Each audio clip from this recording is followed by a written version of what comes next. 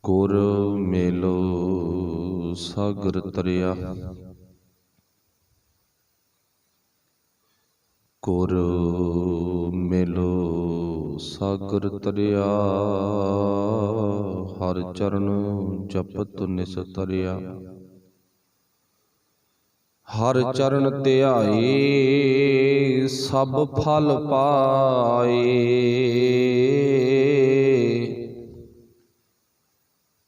ਮਿਟਿਆ ਬਣ ਜਾਣਾ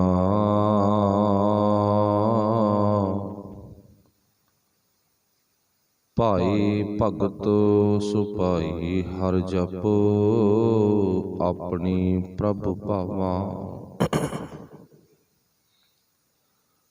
ਜਪ ਏਕ ਅਲਖ ਅਪਾਰ। ਪੂਰਨ ਤਿਸ ਬਿਨਾ ਨਹੀਂ ਕੋਈ, ਜਪ ਏਕ ਅਲਖ ਅਪਾਰ। ਪੂਰਨ ਤਿਸ ਬਿਨਾ ਨਹੀਂ ਕੋਈ,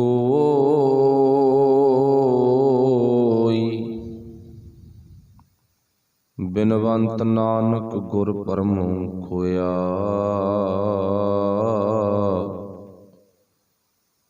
ਜਤ ਦੇਖਾਂ ਤਤ ਸੋਈ,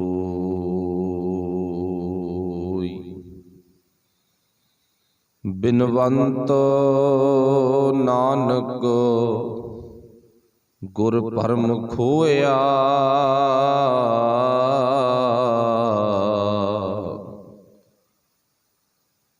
ਜਤ ਦੇਖਾਂ ਤਤ ਸੋਈ।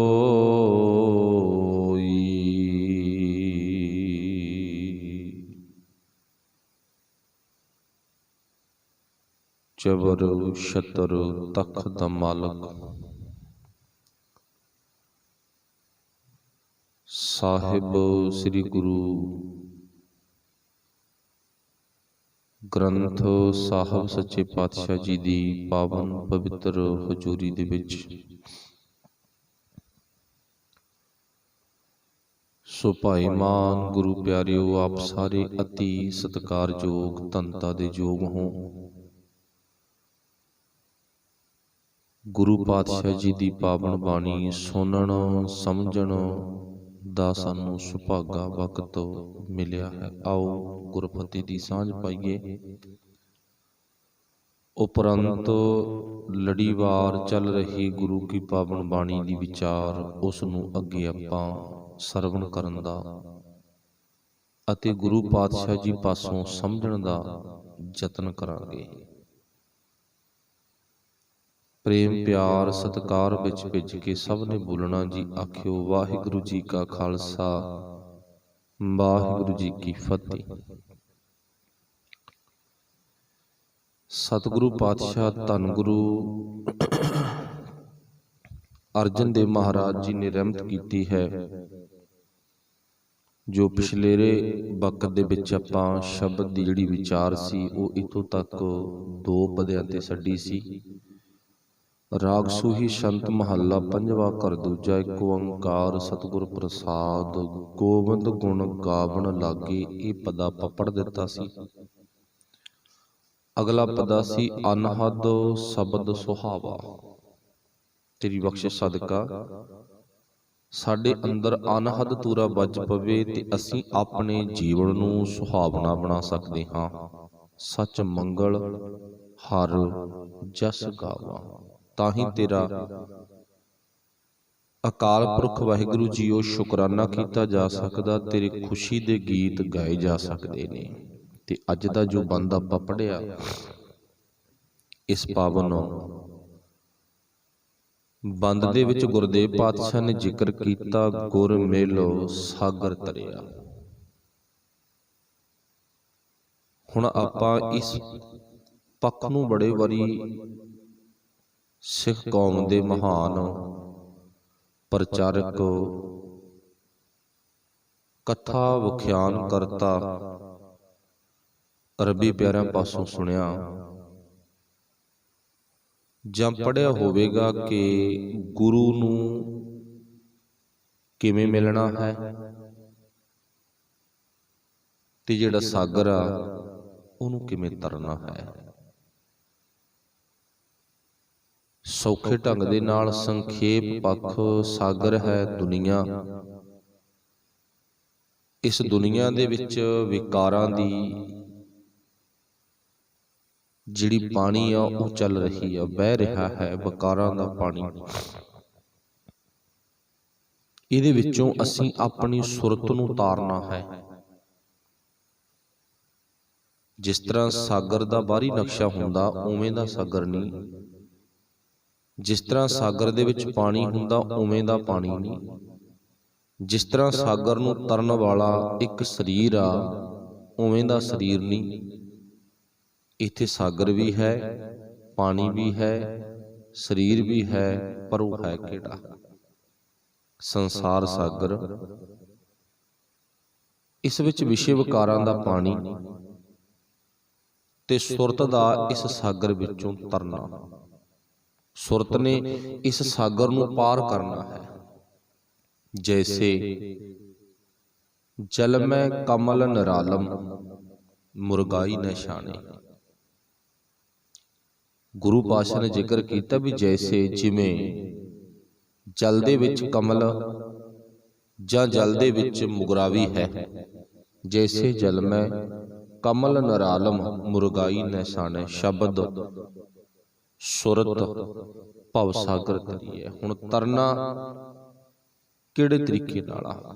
ਬਾਹਰੀ ਤੌਰ ਤੇ ਸਾਗਰ ਨੂੰ ਪਾਰ ਕਰਨਾ ਜਹਾਜ਼ ਬਣੇ ਆ, ਬੇੜੇ ਬੇੜੀਆਂ ਨੇ। ਇੱਕ ਕੰਢੇ ਤੋਂ ਦੂਜੇ ਕੰਢੇ ਤੇ ਜਾਣ ਲਈ ਕੋਈ ਨਾ ਕੋਈ ਸਾਧਨ ਹੈ। ਪੁੱਲ ਦਾ ਹੋਵੇਗਾ, ਜਹਾਜ਼ ਬੇੜੇ ਬੇੜੀਆਂ ਹੋਣਗੀਆਂ, ਜਾਂ ਸਾਨੂੰ ਤਰਨਾ ਆਉਂਦਾ ਹੋਵੇਗਾ। ਇੱਥੇ ਕਿਵੇਂ ਤਰਨਾ? ਇਹ ਬਾਹਰੀ ਤੌਰ ਤੇ ਜਿਹੋ ਜਿਹਾ ਸਾਗਰ ਆ ਉਹ ਸਾਗਰ ਨਹੀਂ। ਸਾਗਰ ਸੰਸਾਰ, ਵਿਸ਼ੇ ਵਿਕਾਰਾਂ ਦਾ ਪਾਣੀ ਤੇ ਉਪਰੰਤ ਇਹਦੇ ਵਿੱਚੋਂ ਸੁਰਤ ਨੂੰ ਉਤਾਰਨਾ ਹੈ। ਸ਼ਬਦ ਗੁਰਦੇਵ ਪਾਤਸ਼ਾਹ ਸ਼ਬਦ ਦੇ ਰੂਪ ਵਿੱਚ ਸਾਡੇ ਕੋਲ ਨੇ। ਉਹ ਅਕਾਲ ਪੁਰਖ ਵਾਹਿਗੁਰੂ ਜੀ ਦੀ ਪਾਵਨ ਬਾਣੀ ਸ਼ਬਦ ਰੂਪ ਵਿੱਚ ਸਾਡੇ ਅੰਗ ਸੰਗ ਆ।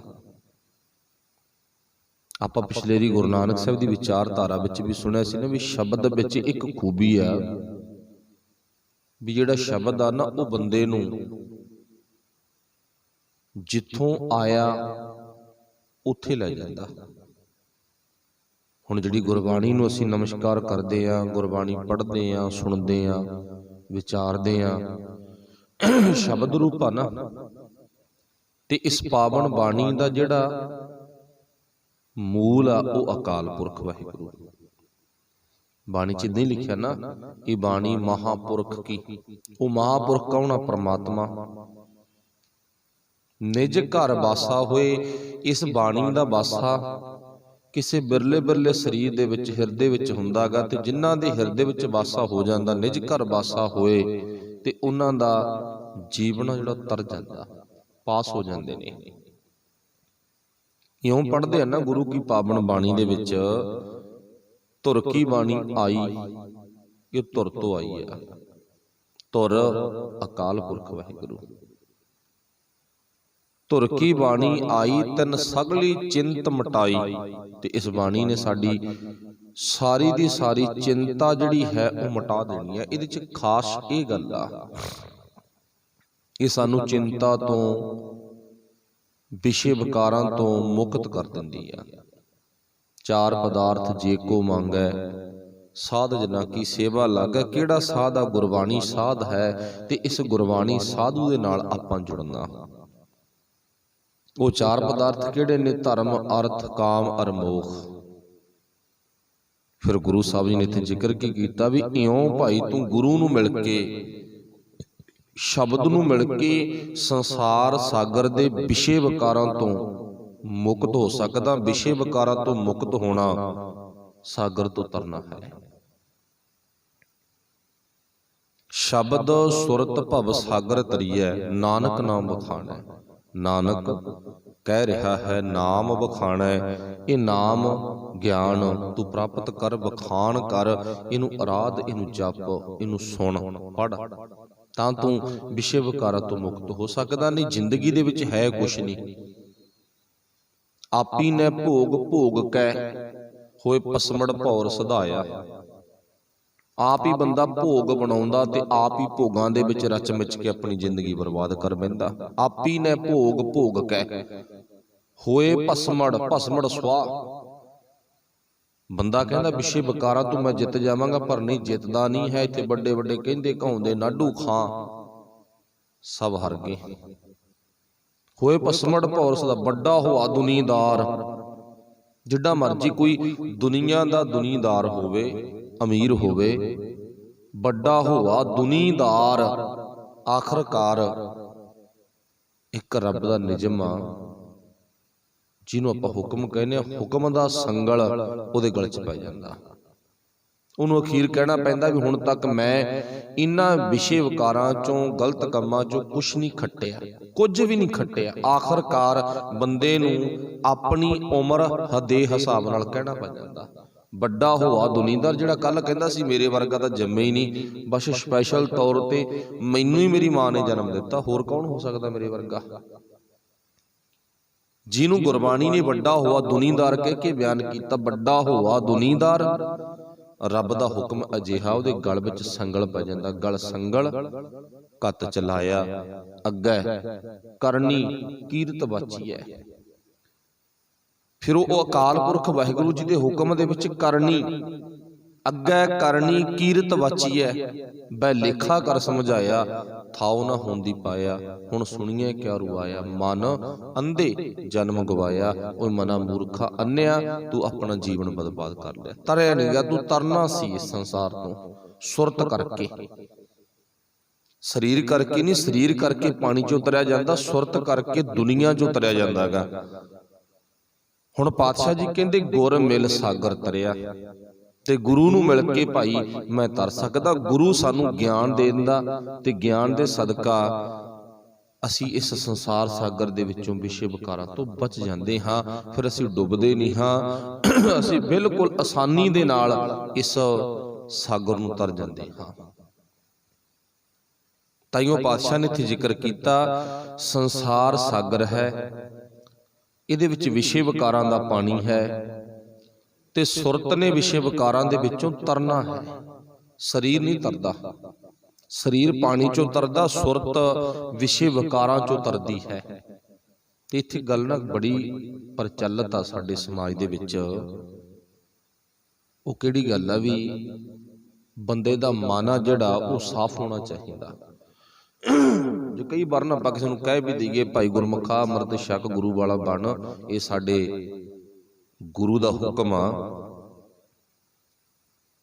ਤੇ ਜਵਾਬ ਕੀ ਮਿਲਦਾ? ਨਹੀਂ ਜੀ, ਮਨ ਸਾਫ਼ ਹੋਣਾ ਚਾਹੀਦਾ।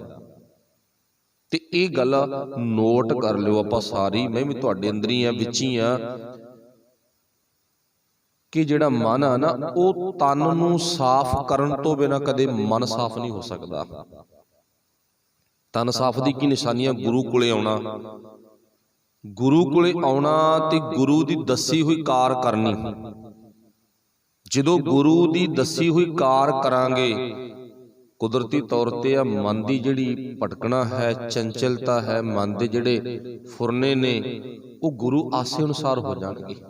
ਉਦਾਹਰਨ ਲੈ ਲਓ, ਕੋਈ ਵੇਸ਼ਵਾ ਦੇ ਦਰ ਤੇ ਜਾਂਦਾ ਤੇ ਉਹ ਕਹੇ ਜੀ ਮਨ ਸਾਫ਼ ਹੋਣਾ ਚਾਹੀਦਾ, ਤੇ ਹੁਣ ਆਪਾਂ ਸਿੱਧਾ ਹੀ ਅੰਦਾਜ਼ਾ ਲਾ ਸਕਦੇ ਹਾਂ ਵੀ ਮਨ ਦੀ ਸਫਾਈ ਉਹ ਕਿਹੋ ਜੀ ਹੈ ਜਿਹੜੀ ਵੇਸਵਾ ਦੇ ਦਰ ਤੇ ਖੜ ਕੇ ਹੋ ਸਕਦੀ ਹੈ।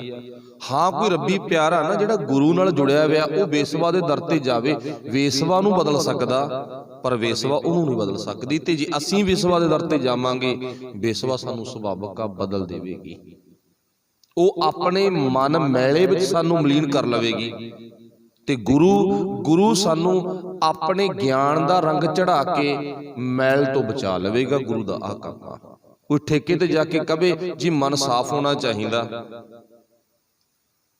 ਤੇ ਸੋਚਣ ਵਾਲੀ ਵਿਚਾਰ ਆ ਵੀ ਗੱਲ ਫੱਬਦੀ ਨਹੀਂ ਹੈ ਵੀ ਜਿੰਨਾ ਟਾਈਮ ਅਸੀਂ ਆਪਣੇ ਸਰੀਰ ਕਰਕੇ ਗੁਰੂ ਕੋਲੇ ਨਹੀਂ ਜਾਂਦੇ ਤੇ ਉਹਨਾਂ ਟਾਈਮ ਸਾਡੇ ਮਨ ਦੀ ਸਫਾਈ ਹੋਣੀ, ਇਹ ਸਾਨੂੰ ਭੁਲੇਖਾ। ਚੋਰ ਚੋਰੀ ਕਰਨ ਵਾਲਾ ਵੀ ਕਹਿੰਦਾ ਕੁਛ ਨਹੀਂ ਹੁੰਦਾ ਜੀ, ਮਨ ਸਾਫ਼ ਹੋਣਾ ਚਾਹੀਦਾ। ਠੱਗੀਆਂ ਮਾਰਨ ਵਾਲਾ ਕਹਿ ਦਿੰਦਾ ਮਨ ਸਾਫ਼ ਹੋਣਾ ਚਾਹੀਦਾ। ਸੋਚਣ ਵਾਲੀ ਵਿਚਾਰ ਇਹ ਆ,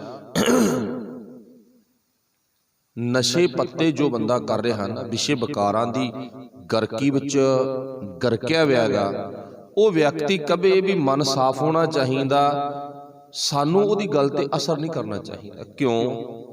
ਕਿਉਂਕਿ ਗੁਰੂ ਕਹਿੰਦਾ ਵੀ ਜਿੰਨਾ ਟਾਈਮ ਤੋਂ ਗੁਰੂ ਕੋਲੇ ਨਹੀਂ ਆਉਂਦਾ ਉਹਨਾਂ ਟਾਈਮ ਮਨ ਦੀ ਸਫਾਈ ਨਹੀਂ ਹੋ ਸਕਦੀ। ਉਦਾਹਰਨ ਲੈ ਲਓ, ਅੱਜ ਦੇ ਅਜੋਕੇ ਵਕਤ ਮੁਤਾਬਕ ਸਭ ਦੇ ਬੱਚੇ ਘਰ ਨੇ ਸਕੂਲਾਂ ਦੇ ਵਿੱਚੋਂ, ਤੇ ਹਰ ਇੱਕ ਮਾਤਾ ਦੇ ਅੰਦਰ ਇੱਕ ਖਿਆਲ ਬਣਦਾ ਪਤਾ ਨਹੀਂ ਕਿੱਦੇ ਸਕੂਲ ਖੁੱਲਣਗੇ ਤੇ ਬੱਚਿਆਂ ਨੂੰ ਸਕੂਲ ਭੇਜਣ ਦੀਏ। ਤੇ ਜਿੰਨਾ ਟਾਈਮ ਹੁਣ ਆਪਣੀ ਕਹਾਵਤ ਹੈ ਸਕੂਲ ਬੱਚਾ ਨਹੀਂ ਜਾਂਦਾ ਤੇ ਉਹਨਾਂ ਟਾਈਮ ਉਹਨੂੰ ਦੁਨਿਆਵੀ ਗਿਆਨ ਪੜ੍ਹਾਈ ਹੈ ਜਿਹੜੀ ਉਹ ਨਹੀਂ ਆ ਸਕਦੀ। ਤੇ ਹੁਣ ਘਰਾਂ 'ਚ ਬੈਠ ਕੇ ਬੱਚੇ ਕਿੰਨਾ ਕੁ ਸੋਹਣਾ ਪੜ੍ਹ ਰਹੇ ਨੇ, ਸੋਚਣ ਵਾਲੀ ਗੱਲ ਆ। ਇਵੇਂ ਜਿਵੇਂ ਕੋਈ ਕਿੰਨਾ ਕੁ ਆਪਣੇ ਆਪ ਨੂੰ ਸੁਧਾਰ ਸਕਦਾ, ਵੇਸਵਾ ਦਰ ਤੇ ਜਾ ਕੇ, ਠੇਕਿਆਂ ਤੇ ਜਾ ਕੇ, ਭਾਵ ਵੱਡੇ ਵੱਡੇ ਕਲੱਬਾਂ ਦੇ ਵਿੱਚ ਜਾ ਕੇ ਕਿੰਨਾ ਕੁ ਸੁਧਾਰ ਸਕਦਾ? ਕਦੇ ਵੀ ਨਹੀਂ ਹੋ ਸਕਦਾ। ਜੇ ਸੁਧਾਰ ਹੋਵੇਗਾ ਤੇ ਉਹ ਗੁਰੂ ਨੂੰ ਮਿਲ ਕੇ ਹੋਵੇਗਾ। ਪਹਿਲਾਂ ਸਰੀਰ ਗੁਰੂ ਨੂੰ ਅਰਪਣ ਕਰਨਾ ਪੈਂਦਾ। ਸਰੀਰ ਗੁਰੂ ਨੂੰ ਅਰਪਣ ਹੋ ਗਿਆ, ਉਸ ਤੋਂ ਬਾਅਦ ਸਾਡੇ ਮਨ ਦੀ ਜਿਹੜੀ ਮੈਲ ਆ ਉਹ ਕੱਟੀ ਜਾਂਦੀ ਆ। ਤੇ ਨਹੀਂ, ਇਹ ਦੁਨੀਆ ਦੇ ਵਿੱਚ ਨਾ ਇੱਕ ਕੋਈ ਮਿੱਤਰ ਪਿਆਰਾ ਸੀ, ਉਹ ਦੱਸੇ ਕਹਿੰਦਾ ਵੀ ਮੈਂ ਕਿਸੇ ਬਾਬੇ ਕੋਲੇ ਚਲਾ ਗਿਆ ਤੇ ਕਹਿੰਦਾ ਬਾਬੇ ਮਗਰ ਦੁਨੀਆ ਬੜੀ ਹੈ ਕਹਿੰਦਾ, ਤੇ ਹੁਣ ਕਾਠਾ ਜਿਹੜਾ ਪੰਡਾਲ ਦੇ ਵਿੱਚ ਬਹੁਤ ਜ਼ਿਆਦਾ ਇਕੱਠਾ ਨਾ, ਅਸੀਂ ਅੰਦਰੋਂ ਕੱਚੇ ਆ, ਪੱਕੇ ਨਹੀਂ ਹਾਂ। ਜਿਹੜਾ ਬੰਦਾ ਕਹਿੰਦਾ ਨਾ ਮਨ ਸਾਫ਼ ਹੋਣਾ ਚਾਹੀਦਾ, ਅੰਦਰੋਂ ਕੱਚਾ, ਉਹਨੂੰ ਭਾਵ ਦੁਨੀਆ ਦੇ ਰਸ ਭੋਗਣ ਦੀ ਆਦਤ ਆ, ਉਹ ਛੱਡ ਨਹੀਂ ਸਕਦਾਗਾ। ਉਹ ਆਪਣੀ ਕਮਜ਼ੋਰੀ ਨੂੰ ਇਸ ਪਰਦੇ ਥੱਲੇ ਲੁਕੋ ਰਿਹਾ ਹੈਗਾ ਵੀ ਮਨ ਸਾਫ਼ ਹੋਣਾ ਚਾਹੀਦਾ। ਹੁਣ ਇੰਨਾ ਇਕੱਠਾ ਬਹੁਤ ਜ਼ਿਆਦਾ, ਤੇ ਜਦੋਂ ਬਾਬੇ ਨੇ ਆਉਣਾ ਨਾ ਸਟੇਜ ਤੇ ਲਾਈਟਾਂ ਸਾਰੀਆਂ ਬੰਦ ਕੀਤੀਆਂ ਗਈਆਂ, ਬਿਲਕੁਲ ਹਨੇਰਾ ਛਾ ਗਿਆ ਉਹ ਵੀਰ ਦੇ ਦੱਸਣ ਮੁਤਾਬਕ। ਤੇ ਉਸ ਤੋਂ ਬਾਅਦ ਲਾਈਟਾਂ ਛੱਡ ਦਿੱਤੀਆਂ ਤੇ ਬਾਬਾ ਟਿਊਬ ਵਾਂਗੂ ਜਗੇ। ਮਾਈਕ ਦੇ ਦਿੱਤਾ ਤੇ ਮਾਈਕ ਦੇ ਵਿੱਚ ਬੋਲਿਆ, ਕਹਿੰਦਾ ਤੁਹਾਨੂੰ ਸਾਰਿਆਂ ਨੂੰ ਮੇਰੇ ਵੱਲੋਂ ਪ੍ਰਣਾਮ ਹੈ, ਨਮੋ ਨਮੋ ਨਮੋ। ਹਿੰਦੀ ਬੋਲਦਾ ਤੇ ਲੋਕਾਂ ਨੇ ਵੀ ਉਹਦੀ ਦਿੱਤੀ ਹੋਈ ਆਵਾਜ਼ ਨੂੰ ਸਲਾਮ ਕੀਤੀ ਕਿ ਉਹ ਝੂਠਿਆਂ ਦੇ ਝੂਠੀ ਚੇਲੇ ਆ ਨਾ। ਤੇ ਉਸ ਤੋਂ ਬਾਅਦ ਉਹ ਬੋਲਿਆ, ਕਹਿੰਦਾ ਤੁਹਾਡੇ ਵਿੱਚੋਂ ਪੋਸਤ, ਭੰਗ, ਅਫੀਮ, ਬੀੜੀ ਬੱਤੀ ਕੋਈ ਕਿੰਨੇ ਕੋ ਵਰਤਦੇ ਨੇ, ਖੜੇ ਹੋ। ਉਹ ਵੀਰ ਕਹਿੰਦਾ ਹੁਣ ਮੈਂ ਵੀ ਸ਼ਰਾਬ ਪੀਂਦਾ ਸੀ। ਕਹਿੰਦਾ ਮੈਂ ਕਿਹਾ ਚੱਲ ਕੋਈ ਗੱਲ ਨਹੀਂ, ਵੀ ਇੱਥੇ ਸਾਧੂ ਦੇ ਡੇਰੇ 'ਚ ਪਹੁੰਚੇ ਆ, ਝੂਠ ਨਹੀਂ ਮਾਰਨਾ, ਤੇ ਹੋ ਸਕਦਾ ਉਹਨਾਂ ਨੂੰ ਪਤਾ ਲੱਗ ਜਾਵੇ ਤੇ ਆਪਾਂ ਵੀ ਖੜੇ ਹੋ ਜਾਂਦੇ ਆ। ਜਦੋਂ ਉਹਨਾਂ ਨੇ ਖੜੇ ਹੋਣ ਦੇ ਲਈ ਕਹੀ ਦਿੱਤਾ, ਕਹਿੰਦਾ ਮੈਂ ਸੋਚ ਰਿਹਾ ਸੀ ਵੀ 1 2 4 ਹੋਣਗੇ ਮੇਰੇ ਸਮੇਤ ਤੇ ਸੰਗ ਲੱਗੂ, ਵੀ ਇਦਾਂ ਹੀ ਬਣੂ ਨਾ, ਸੰਗ ਲੱਗੂਗੀ ਵੀ 2 4 ਮੇਰੇ ਸਮੇਤ ਹੋਣਗੇ ਤਾਂ ਹੁਣ ਘੱਟੋ ਘੱਟ ਕਹਿੰਦਾ 20 25 ਹਜ਼ਾਰ ਬੰਦੇ ਦਾ ਪੰਡਾਲ ਭਰਿਆ ਹੋਇਆ। ਮੈਂ ਸਾਰਿਆਂ ਨੂੰ ਮਗਰੋਂ ਖੜਾ ਹੋਇਆ ਤੇ ਕਹਿੰਦਾ ਮੈਂ ਅੱਗੇ ਪਿੱਛੇ ਵੇਖਿਆ, ਬੈਠੀਆਂ ਕੱਲੀਆਂ ਬੀਬੀਆਂ ਹੀ ਸੀ, ਸਾਰੀ ਖੜੇ ਸੀ, ਨਸ਼ੇ ਪੱਤੇ ਕਰਨ ਵਾਲੇ ਸਾਰੀ ਖੜੇ ਸੀ। ਕਹਿੰਦਾ ਅੱਗਾ ਪਿੱਛਾ ਜਾ ਵੇਖ ਕੇ ਉਹਨਾਂ ਵਿੱਚ ਮੈਂ ਵੀ ਖੜਾ ਹੋ ਗਿਆ, ਵੀ ਕੁਛ ਨਹੀਂ ਹੁੰਦਾ, 20 25 ਹਜ਼ਾਰ 'ਚ ਤੂੰ ਕਿਹੜਾ ਸਪੈਸ਼ਲ ਦਿਸੇਗਾ, ਮੈਂ ਵੀ ਖੜਾ ਹੋ ਗਿਆ। ਕਹਿੰਦਾ ਤੇ ਉਸ ਤੋਂ ਬਾਅਦ ਉਹਨੇ ਪਤਾ ਕੀ ਕਿਹਾ, ਕਹਿੰਦਾ ਇਉਂ ਕਰੋ, ਕਹਿੰਦਾ ਜਿਹੜੇ ਵੀ ਬੀੜੀ ਬੱਤੀ ਸ਼ਰਾਬ ਭੰਗ ਆਦਿਕ ਨਸ਼ੇ ਕਰਦੇ ਨੇ ਤੇ ਧੀਰੇ ਧੀਰੇ ਨਾ ਛੱਡ ਦੇਵੋ, ਹੌਲੀ ਹੌਲੀ ਛੱਡ ਦੇਵੋ। ਹੁਣ ਸੋਚੋ, ਇਹ ਦੁਨੀਆ ਦੇ ਵਿੱਚ ਰਹਿਣ ਵਾਲਾ ਬਾਬਾ ਜਿਹੜਾ ਲੋਕਾਂ ਨੇ ਚੱਕਿਆ ਹੋਇਆ, ਜਿਹੜਾ ਲੋਕਾਂ ਨੂੰ ਕਹਿੰਦਾ ਹੌਲੀ ਹੌਲੀ ਸ਼ਰਾਬ ਛੱਡ ਜਾਓ, ਹੌਲੀ ਹੌਲੀ ਨਸ਼ਾ ਛੱਡ ਜਾਓ। ਤੇ ਸੱਚ ਜਾਣੋ, ਵੀਰ ਕਹਿੰਦਾ ਨਾ ਮੈਂ 10 ਸਾਲ ਕਹਿੰਦਾ ਉਹਦੇ ਡੇਰੇ ਵਿੱਚ ਜਾਂਦਾ ਰਿਹਾ, ਕਹਿੰਦਾ 10 ਸਾਲ ਮੈਂ ਸ਼ਰਾਬ ਪੀਣੋਂ ਨਹੀਂ ਹਟਿਆ, ਕਹਿੰਦਾ ਉਹਦੇ ਡੇਰੇ ਵਿੱਚ ਜਾ ਕੇ ਵੀ ਸ਼ਰਾਬ ਪੀਂਦਾ ਰਿਹਾ। ਆਹ ਬਾਬੇ ਨੇ ਦੁਨੀਆ ਦੇ ਵਿੱਚ। ਤੇ ਹੁਣ ਆਪਾਂ ਪੁੱਛ ਲਓ, ਗੁਰੂ ਗ੍ਰੰਥ ਸਾਹਿਬ ਮਹਾਰਾਜ ਰੂਪੀ ਬਾਬੇ ਨੂੰ ਕਿਵੇਂ ਤਰਨਾ, ਮਨ ਸਾਫ਼ ਕਿਵੇਂ ਹੋਵੇਗਾ? ਤੇ ਇਹ ਬਾਬਾ ਕਹਿੰਦਾ ਪਹਿਲਾਂ ਤੈਨੂੰ ਗੁਰੂ ਕੋਲੇ ਆਉਣਾ ਪਵੇਗਾ ਭਾਈ। ਇਹੋ ਜਿਹੀ ਗੱਲ ਨਹੀਂ ਵੀ ਨਹੀਂ ਆਉਣਾ ਪਵੇਗਾ, ਆਉਣਾ ਪਵੇਗਾ। ਭਾਂਗ ਮਛਲੀ ਸੁਰਾ ਪਾਨ ਜੋ ਜੋ ਪ੍ਰਾਨੀ ਖਾਹੇ।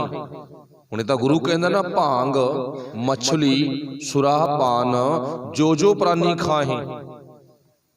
ਜਿਹੜੇ ਜਿਹੜੇ ਵੀ ਪ੍ਰਾਨੀ ਇਹ ਨਸ਼ੇ ਨੂੰ ਵਰਤਦੇ ਨੇ ਤੇ ਉਹਨਾਂ ਨੂੰ ਤੁਰੰਤ ਛੱਡ ਦੇਣਾ ਚਾਹੀਦਾ। ਜਿਤ ਪੀਤਾ ਮਤ ਦੂਰ ਹੋਏ। ਗੁਰੂ ਤਾਂ ਕਹਿੰਦਾ ਮਤ ਦੂਰ ਹੋਵੇਗੀ। ਤੇ ਗੁਰੂ ਕੋਲ ਇੱਥੇ ਆਉਣੇ ਆ ਨਾ, ਗੁਰੂ ਕੀ ਗੱਲ ਕਰਦਾ ਗਾ, ਜਦੋਂ ਸਰੀਰ ਆ ਗਿਆ ਤੇ ਗੁਰੂ ਮਤ ਨੂੰ ਬਦਲਦਾ ਗਾ, ਮਤ ਨੂੰ ਸਮਤ ਵਿੱਚ ਚੇਂਜ ਕਰਦਾ ਗਾ। ਤੇ ਡੇਰੇਦਾਰ ਕਹਿੰਦਾ ਗਾ ਹੌਲੀ ਹੌਲੀ ਬਦਲ ਲਿਓ, ਕੋਈ ਗੱਲ ਨਹੀਂ। ਹੌਲੀ ਹੌਲੀ ਦੀ ਗੱਲ ਨੇ ਅੱਜ ਲੋਕਾਂ ਦਾ ਦਿਵਾਲਾ ਕੱਢ ਦਿੱਤਾ। ਨਾ ਠੱਗੀ, ਨਾ ਧੋਖਾ, ਨਾ ਚੋਰੀ, ਨਾ ਨਸ਼ੇ, ਨਾ ਕੋਈ ਹੋਰ ਗਲਤ ਕੰਮ, ਕੁਝ ਵੀ ਛੱਡ ਨਹੀਂ ਸਕੇ। ਜਿਸ ਥਾਂ ਤੇ ਖੜੇ ਨੇ ਉੱਥੇ ਖੜੇ ਨੇ ਅਜੇ ਤੱਕ। ਉਹਦਾ ਕਹਾਉਂਦੇ ਕੀ ਨੇ, ਕਹਿੰਦੇ ਸੀ ਬਹੁਤ ਵੱਡੇ ਪੱਕੇ ਧਰਮੀ ਲੋਕ ਆਂਗੇ, ਪਰ ਗੁਰੂ ਨਹੀਂ ਇਹ ਕਹਿੰਦਾ। ਗੁਰੂ ਕਹਿੰਦਾ ਜਦੋਂ ਵੀ ਤੂੰ ਗੁਰੂ ਕੋਲੇ ਆਵੇਂਗਾ ਆਪਣੇ ਸਰੀਰ ਨੂੰ ਲੈ ਕੇ ਆ। ਸਰੀਰ ਨੂੰ ਲਿਆਉਣ ਤੋਂ ਬਾਅਦ ਉਸ ਤੋਂ ਬਾਅਦ ਤੈਨੂੰ ਆਪਣੇ ਮਨ ਨੂੰ ਫੁਰਨਿਆਂ ਤੋਂ ਚੇਂਜ ਕਰਨਾ ਪਵੇਗਾ, ਫੁਰਨਿਆਂ ਤੋਂ ਰਹਿਤ ਕਰਨਾ ਪਵੇਗਾ। ਤੇ ਜਿੰਨਾ ਟਾਈਮ ਗੁਰੂ ਸਰੀਰ ਮਨ ਆਪਣਾ ਗੁਰੂ ਕੋਲ ਹੀ ਨਹੀਂ ਆਉਂਦਾ ਸਰੀਰ, ਉਹਨਾਂ ਟਾਈਮ ਸਾਡੇ ਮਨ ਦੇ ਜਿਹੜੇ ਖਿਆਲ ਨੇ, ਮਨ ਦੀ ਜਿਹੜੀ ਮੈਲ ਆ ਉਹ ਨਹੀਂ ਉਤਰ ਸਕਦੀ। ਜੇ ਕੋਈ ਕਹਿੰਦਾ ਨਾ ਮਨ ਸਾਫ਼ ਹੋਣਾ ਚਾਹੀਦਾ, ਇਹਦਾ ਮਤਲਬ ਉਹ ਕਮਜ਼ੋਰ ਆ, ਉਹ ਆਪਣੇ ਆਪ ਨੂੰ ਗੁਰੂ ਕੋਲੇ ਲਿਆ ਨਹੀਂ ਸਕਦਾ। ਗੁਰੂ ਦਾ ਤਪ ਤੇਜ ਉਹ ਤੋਂ ਝੱਲਿਆ ਨਹੀਂ ਜਾਂਦਾ ਤੇ ਗੁਰੂ ਦੀ ਵਿਚਾਰ ਉਹਨੂੰ ਪਸੰਦ ਨਹੀਂ ਹੈ। ਇਹ ਫਿਰ ਪਹਿਲਾਂ ਪੁਆਇੰਟ ਆਪਾਂ ਬੋਲਿਆ ਸੀ, ਦੁਬਾਰਾ ਫਿਰ ਮੈਂ ਰਿਪੀਟ ਕਰਦਾ। ਫਿਰ ਤਾਂ ਉਹ ਵਿਅਕਤੀ ਨੇ ਜਿਹੜੇ ਵੇਸ਼ਵਾ ਦੇ ਘਰੇ ਵੀ ਜਾਣਾ ਚਾਹੁੰਦੇ ਨੇ ਤੇ ਕਹਿੰਦੇ ਧਰਮੀ ਵੀ ਅਸੀਂ ਹਾਂ। ਇਹ ਤਾਂ ਉਹ ਲੋਕ ਨੇ ਠੇਕਿਆਂ ਤੇ ਕਲੱਬਾਂ ਤੇ ਵੀ ਜਾਣਾ ਚਾਹੁੰਦੇ ਨੇ ਤੇ ਕਹਿੰਦੇ ਅਸੀਂ ਧਰਮੀ ਵੀ ਹਾਂ। ਮਤਲਬ ਉਹ ਕੁਝ ਛੱਡਣਾ ਨਹੀਂ ਚਾਹੁੰਦੇ। ਅੱਗ ਸਵਾਹ ਜੋ ਵੀ ਖਾਂਦੇ ਨੇ ਉਹ ਛੱਡਣੀ ਨਹੀਂ ਚਾਹੁੰਦੇ। ਉਹੀ ਲੋਕ ਕਹਿੰਦੇ ਨੇ ਮਨ ਸਾਫ਼ ਹੋਣਾ ਚਾਹੀਦਾ। ਤੇ ਕਦੇ ਗੁਰੂ ਦਾ ਪਿਆਰਾ ਨਹੀਂ ਕਹਿੰਦਾ ਮਨ ਸਾਫ਼ ਹੋਣਾ ਚਾਹੀਦਾ, ਉਹ ਕਹਿੰਦਾ ਤਨ ਦੀ ਸਫਾਈ ਪਹਿਲਾਂ ਜ਼ਰੂਰੀ, ਬਾਅਦ ਵਿੱਚ ਮਨ ਸਾਫ਼ ਹੋਵੇਗਾ। ਤੇ ਅੱਜ ਦਾ ਵਿਸ਼ਾ ਗੁਰ ਮਿਲ ਸਾਗਰ ਤਰਿਆ। ਗੁਰੂ ਨੂੰ ਕਿਵੇਂ ਮਿਲਣਾ, ਸ਼ਬਦ ਗੁਰੂ ਨੂੰ ਕਿਵੇਂ ਮਿਲਣਾ ਤੇ ਕਿਵੇਂ ਸਾਗਰ ਨੂੰ ਤਰਨਾ ਹੈ। ਸ਼ਬਦ ਨੂੰ ਮਿਲਣਾ ਹੈ, ਸਰੀਰ ਨੂੰ ਕੋਲੇ ਲਿਆਉਣਾ ਤੇ ਸੁਰਤ ਦੀ ਅਟੈਚਮੈਂਟ ਸ਼ਬਦ ਨਾਲ ਜੋੜਨੀ ਆ। ਕਿਉਂਕਿ ਆਪਾਂ ਨੂੰ ਪਤਾ ਨਾ, ਬੰਦੇ ਦੇ ਮੁਖੋਂ ਨਿਕਲੀਆਂ ਹੋਈਆਂ ਜਿਹੜੀਆਂ ਕਿਰਨਾਂ ਨਾ, ਹਵਾ ਦੇ ਵਿੱਚ ਇੱਕ ਦੂਸਰੇ ਤੱਕ ਪਹੁੰਚੀ ਹੋਈ ਆਵਾਜ਼ ਆ, ਇਹ ਬੰਦੇ ਦੇ ਸਰੀਰ ਤੇ ਕਹਿ ਲੋ, ਮਨ ਤੇ ਕਹਿ ਲੋ, ਗਹਿਰਾ ਅਸਰ ਪਾਉਂਦੀ। ਇਹ ਹੁਣ ਆਵਾਜ਼ ਆਪਣੀ ਤਾਂ ਹੈ ਨਹੀਂ, ਕੋਈ ਬੋਲਣ ਵਾਲਾ ਬੁਲਾਰਾ ਨਾ। ਸਰੀਰ ਆ ਜਿਹੜਾ, ਜਿਹੜੀ ਆਵਾਜ਼ ਆ, ਜਿਹੜੇ ਉਹ ਬੋਲ ਨੇ ਉਹ ਤਾਂ ਗੁਰੂ ਦੇ ਨੇ। ਤੇ ਕਈ ਵਾਰ ਨਾ ਪਖੰਡੀ ਆਪਣੇ ਬੋਲ ਨਹੀਂ ਬੋਲਦੇ ਤੇ ਉਹ ਵੀ ਅਸਰ ਪਾ ਜਾਂਦੇ ਸਾਡੇ ਤੇ, ਆਪਾਂ ਉਹਨਾਂ ਗੱਲਾਂ ਵਿੱਚ ਵੱਜ ਜਾਂਦੇ ਆ। ਪਰ ਗੁਰੂ ਦਾ ਸਿੱਖ ਆ ਜਿਹੜਾ ਉਹ ਨਹੀਂ ਵੱਜਦਾ ਭਾਈ, ਉਹ ਮੁਕਤ ਹੁੰਦਾ ਗਾ। ਇਸ ਕਰਕੇ ਪਾਤਸ਼ਾਹ ਜੀ ਕਹਿੰਦੇ ਗੁਰੂ ਨੂੰ ਸਰੀਰ ਕਰਕੇ ਵੀ ਮਿਲ, ਤੇ ਗੁਰੂ ਨੂੰ ਸਰੀਰ ਕਰਕੇ ਮਿਲਣ ਤੋਂ ਬਾਅਦ ਸਾਡੇ ਮਨ ਦਾ ਗੁਰੂ ਨਾਲ, ਸ਼ਬਦ ਨਾਲ ਮਿਲਣਾ ਅਤੀ ਜ਼ਰੂਰੀ ਆ। ਤੇ ਫਿਰ ਸਾਡੀ ਜ਼ਿੰਦਗੀ ਹੈ ਜਿਹੜੀ ਇਹ ਵਿਸ਼ੇ ਵਿਕਾਰਾਂ ਤੋਂ ਮੁਕਤ ਹੋ ਜਾਵੇਗੀ। ਵਿਸ਼ੇ ਵਿਕਾਰਾਂ ਤੋਂ ਮੁਕਤ ਹੋਣਾ ਹੀ ਸਾਗਰ ਨੂੰ ਤਰਨਾ ਹੈ। ਗੁਰ ਮਿਲ ਸਾਗਰ ਤਰਿਆ। ਸ਼ਬਦ ਗੁਰੂ ਨੂੰ ਮਿਲ ਕੇ ਆਪਾਂ ਸੰਸਾਰ ਸਾਗਰ ਤੋਂ ਤਰਨਾ ਹੈ। ਉਹ ਆਪਾਂ ਪਹਿਲਾਂ ਗੱਲ ਕੀਤੀ ਆ। ਹੁਣੇ ਦੁਨਿਆਵੀ ਸਾਗਰ ਨਹੀਂ ਹੈ, ਦੁਨਿਆਵੀ ਪਾਣੀ ਨਹੀਂ ਹੈ, ਤੇ ਦੁਨਿਆਵੀ ਤਲ ਤੇ ਅਸੀਂ ਸਰੀਰ ਨੂੰ ਉਹ ਪਾਣੀ ਵਿੱਚ ਬਾੜਨਾ ਨਹੀਂ ਹੈ। ਇੱਥੇ ਸੰਸਾਰ ਸਾਗਰ ਹੈ, ਵਿਸ਼ੇ ਵਿਕਾਰਾਂ ਦਾ ਪਾਣੀ ਹੈ, ਤੇ ਸੁਰਤਾ ਜਿਹੜੀ ਉਹ ਵਿਸ਼ੇ ਵਿਕਾਰਾਂ 'ਚ, ਮਨ ਆ ਜਿਹੜਾ ਉਹ ਡੁੱਬਦਾ ਹੈ। ਆਪਣੇ ਮਨ ਨੂੰ ਵਿਸ਼ੇ ਵਿਕਾਰਾਂ 'ਚੋਂ ਕੱਢਣਾ ਹੀ ਸੰਸਾਰ ਸਾਗਰ ਤੋਂ ਤਰਨਾ ਹੈ। ਸੰਸਾਰ ਸਾਗਰ ਨੂੰ ਤਰਨ ਦੀ ਨਿਸ਼ਾਨੀ ਮਾੜੇ ਕੰਮਾਂ ਤੋਂ ਮੁਕਤ ਹੋ ਜਾਣਾ, ਮਾੜੇ ਕੰਮਾਂ ਤੋਂ ਆਪਣਾ ਖਹਿੜਾ ਛੁਡਵਾ ਲੈਣਾ। ਸੱਜਣ ਠੱਗ ਸੰਸਾਰ ਸਾਗਰ ਤੋਂ ਤਰ ਗਿਆ। ਹੁਣ ਆਪਾਂ ਬਾਬੇ ਨਾਨਕ ਦਾ ਇਤਿਹਾਸ ਸੁਣਿਆ ਸੀ ਨਾ ਪਿਛਲੇ ਦਿਨਾਂ ਦੇ ਵਿੱਚ, ਨੂਰ ਸ਼ਾਹ ਜਾਦੂਗਰਨੀ, ਜਿਹਨੂੰ ਅਸਾਮ ਦੀ ਜਾਦੂਗਰਨੀ ਕਿਹਾ ਜਾਂਦਾ। ਪਰ ਉੱਥੇ ਬੜੀਆਂ ਕਹਾਣੀਆਂ ਜੁੜੀਆਂ ਨੇ ਬਾਬੇ ਨਾਨਕ ਦੇ ਨਾਲ। ਉਹਨਾਂ ਦਾ ਪਰਮ ਸੇਵਕ ਜੋ ਭਾਈ ਮਰਦਾਨਾ ਜੀ ਹੈ ਨਾ, ਕਹਿੰਦੇ ਉਹਨੂੰ ਭੇਡੂ ਬਣਾ ਲਿਆ ਉਹਨਾਂ ਨੇ। ਠੀਕ ਹੈ ਵੀ ਉਹ ਜਿਹੜਾ ਏਰੀਆ ਕਹਿ ਲੋ ਨੂਰ ਸ਼ਾਹ ਜਾਦੂਗਰਨੀ ਦਾ, ਅਸਾਮ ਵਗੈਰਾ, ਉੱਥੇ ਜਾਦੂ ਦੀ ਭਰਮਾਰ ਹੈ, ਮੰਨਿਆ ਜਾਂਦਾ ਉੱਥੋਂ ਦਾ ਜਾਦੂ, ਹੱਥ ਦੀ ਸਫਾਈ ਮੰਨੀ ਜਾਂਦੀ ਆ ਵੀ ਉੱਥੋਂ ਦੇ ਲੋਕ ਬੜੇ ਮਾਹਰ ਨੇ, ਪਰ ਵਾਹਿਗੁਰੂ ਭਲਾ ਕਰੇ ਉਹ ਮਿੱਥੀਆਂ ਹੋਈਆਂ ਗੱਲਾਂ ਨੇ। ਬਾਬੇ ਨਾਨਕ ਦੇ ਨਾਲ ਦੇ ਸਿੱਖ ਨੂੰ ਕੌਣ ਭਾਵ ਭੇਡੂ ਬਣਾ ਸਕਦਾ? ਭੇਡੂ ਬਣਾਉਣ ਤੋਂ ਭਾਵ ਪਤਾ ਕੀ ਹੈ ਇੱਥੇ? ਹੁਣ ਇੱਥੇ ਤਾਂ ਸ਼ਕਲ ਸਾਨੂੰ ਆਪਾਂ ਉਹ ਕਥਾ ਦੇ ਵਿੱਚ ਗੱਲ ਲੈਤੀ ਨਹੀਂ ਹੈ। ਕਿਉਂ ਨਹੀਂ ਲੈਤੀ? ਵੀ ਜਿਹੜੀ ਗੱਲ ਸਾਡੇ ਦਿਮਾਗ ਤੇ ਗਲਤ ਅਸਰ ਕਰੇ ਨੂੰ ਛੱਡ ਦਿਓ, ਉਹਨੂੰ ਰਿਪੀਟ ਹੀ ਨਾ ਕਰੋ। ਪਰ ਇੱਥੇ ਅੱਜ ਹੁਣ ਲੋੜ ਪੈਗੀ, ਤੁਸੀਂ ਸਾਰੇ ਸਮਝਦਾਰ ਸਿਆਣੇ ਹੋ। ਭੇਡੂ ਬਣਨ ਤੋਂ ਭਾਵ ਕੀ ਹੈ? ਉੱਥੇ ਭੇਡੂ ਬਣਾਇਆ ਗਾ ਜਿਵੇਂ ਦਾ ਭੇਡੂ ਦਾ ਸਰੀਰ ਹੁੰਦਾ, ਵੀ ਬਾਬੇ ਨਾਨਕ ਦੇ ਸੇਵਕ ਨੂੰ ਭੇਡੂ ਬਣਾ ਕੇ ਆਪਣੇ ਕਿੱਲੇ ਤੇ ਬੰਨ ਲਿਆ ਨਹੀਂ। ਹੁਣ ਇੱਥੇ ਭੇਡੂ ਬਣਾਉਣ ਦੀ ਗੱਲ ਕੀਤੀ ਆ, ਉਹ ਕੁੱਤਾ ਵੀ ਬਣਾ ਸਕਦੇ ਸੀ। ਜਿੱਦਾਂ ਦੀ ਕੋਈ ਕਲਾ ਹੁੰਦੀ, ਇਦਾਂ ਦੀ ਕੋਈ ਕਰਾਮਾਤ ਹੁੰਦੀ, ਕੁੱਤਾ ਬਣਾ ਲੈਂਦੇ, ਮੱਝ ਬਣਾ ਲੈਂਦੇ, ਗਾਂ ਬਣਾ ਲੈਂਦੇ, ਕੋਈ ਹੋਰ ਪਸ਼ੂ ਪੰਛੀ ਬਣਾ ਲੈਂਦੇ। ਭੇਡੂ ਦਾ ਲਫ਼ਜ਼ ਇੱਥੇ ਕਿਉਂ ਵਰਤਿਆ? ਲਿਖਣ ਵਾਲੇ ਨੇ ਚਲੋ ਭੇਡੂ ਲਫ਼ਜ਼ ਵਰਤ ਲਿਆ, ਉੱਥੇ ਲਿਖ ਦਿੱਤਾ, ਪਰ ਅਸੀਂ ਉਸ ਗੱਲ ਨੂੰ ਸਮਝ ਨਹੀਂ ਸਕੇ। ਭੇਡੂ ਤੋਂ ਭਾਵ ਭੇਡ, ਭਾਵ ਉਹ ਭੇਡ ਜਿਹੜੀ ਨੂੰ ਆਪਾਂ ਆਪਣੇ ਸੰਸਾਰ ਦੀ ਰੀਤ ਮੁਤਾਬਕ ਮੰਨਦੇ ਆ ਵੀ ਜਿੱਧਰ ਇੱਕ ਭੇਡ ਜਾਂਦੀ ਹੈ ਤੇ ਸਾਰੀਆਂ ਭੇਡਾਂ ਉਧਰ ਹੀ ਜਾਂਦੀਆਂ ਨੇ। ਮਤਲਬ ਉਹਨਾਂ ਨੇ ਆਪਣੀ ਵਿਚਾਰਧਾਰਾ ਦੇ ਮੁਤਾਬਕ ਮਰਦਾਨੇ ਨੂੰ ਢਾਲ ਲਿਆ। ਨਹੀਂ, ਇਹ ਨਹੀਂ ਹੋ ਸਕਦਾ। ਹੁਣ ਮੰਨ ਲਓ ਵੀ ਤੁਸੀਂ ਸਾਰੇ ਗੁਰੂ ਦੇ ਪਿਆਰੇ ਸਿੱਖ ਹੋ, ਜਿੱਥੋਂ ਤੱਕ ਮੈਨੂੰ ਵਿਸ਼ਵਾਸ ਆ ਵੀ ਤੁਹਾਡੇ ਕੋਲੇ ਕੋਈ ਕਿੰਨੀਆਂ ਮਰਜ਼ੀ ਗੱਲਾਂ ਕਰੀ ਜਾਵੇ ਵੀ ਸਾਡੇ ਬਾਬੇ ਚਾਹ ਵੀ ਸ਼ਕਤੀ ਆ, ਸਾਡੇ ਚਾਹ ਵੀ ਸ਼ਕਤੀ ਆ, ਸਾਡਾ ਬਾਬਾ ਤਾਂ ਇਉਂ ਕਰ ਦਿੰਦਾ, ਸਾਡਾ ਬਾਬਾ ਤਾਂ ਇਉਂ ਕਰ ਦਿੰਦਾ। ਦੇਖੋ, ਜਿੱਥੋਂ ਤੱਕ ਵਿਸ਼ਵਾਸ ਆ, ਜਿਹੜਾ ਗੁਰੂ ਦਾ ਵਿਚਾਰਵਾਨ ਸਿੱਖ ਬਣ ਗਿਆ ਨਾ, ਜਿਹੜਾ ਗੁਰੂ ਦੀ ਵਿਚਾਰ ਅਨੁਸਾਰ ਚੱਲ ਪਿਆ, ਉਹ ਕਿਸੇ ਤੇ ਵੀ ਕੋਈ ਵਿਸ਼ਵਾਸ ਨਹੀਂ ਕਰਦਾ। ਮਤਲਬ ਕਿਸੇ ਮੁਤਾਬਕ ਉਹ ਤੁਰੇਗਾ ਨਹੀਂ, ਗਰੰਟੀ ਆ, ਉਹ ਨਹੀਂ ਤੁਰਦਾਗਾ। ਜਿਹਨੂੰ ਗੁਰੂ ਤੇ ਵਿਸ਼ਵਾਸ ਹੋ ਗਿਆ। ਹਾਂ, ਜਿਹਨੂੰ ਗੁਰੂ ਤੇ ਵਿਸ਼ਵਾਸ ਨਹੀਂ ਭਾਈ, ਉਹ ਜਿੱਥੇ ਮਰਜੀ ਤੁਰਿਆ ਫਿਰੇ।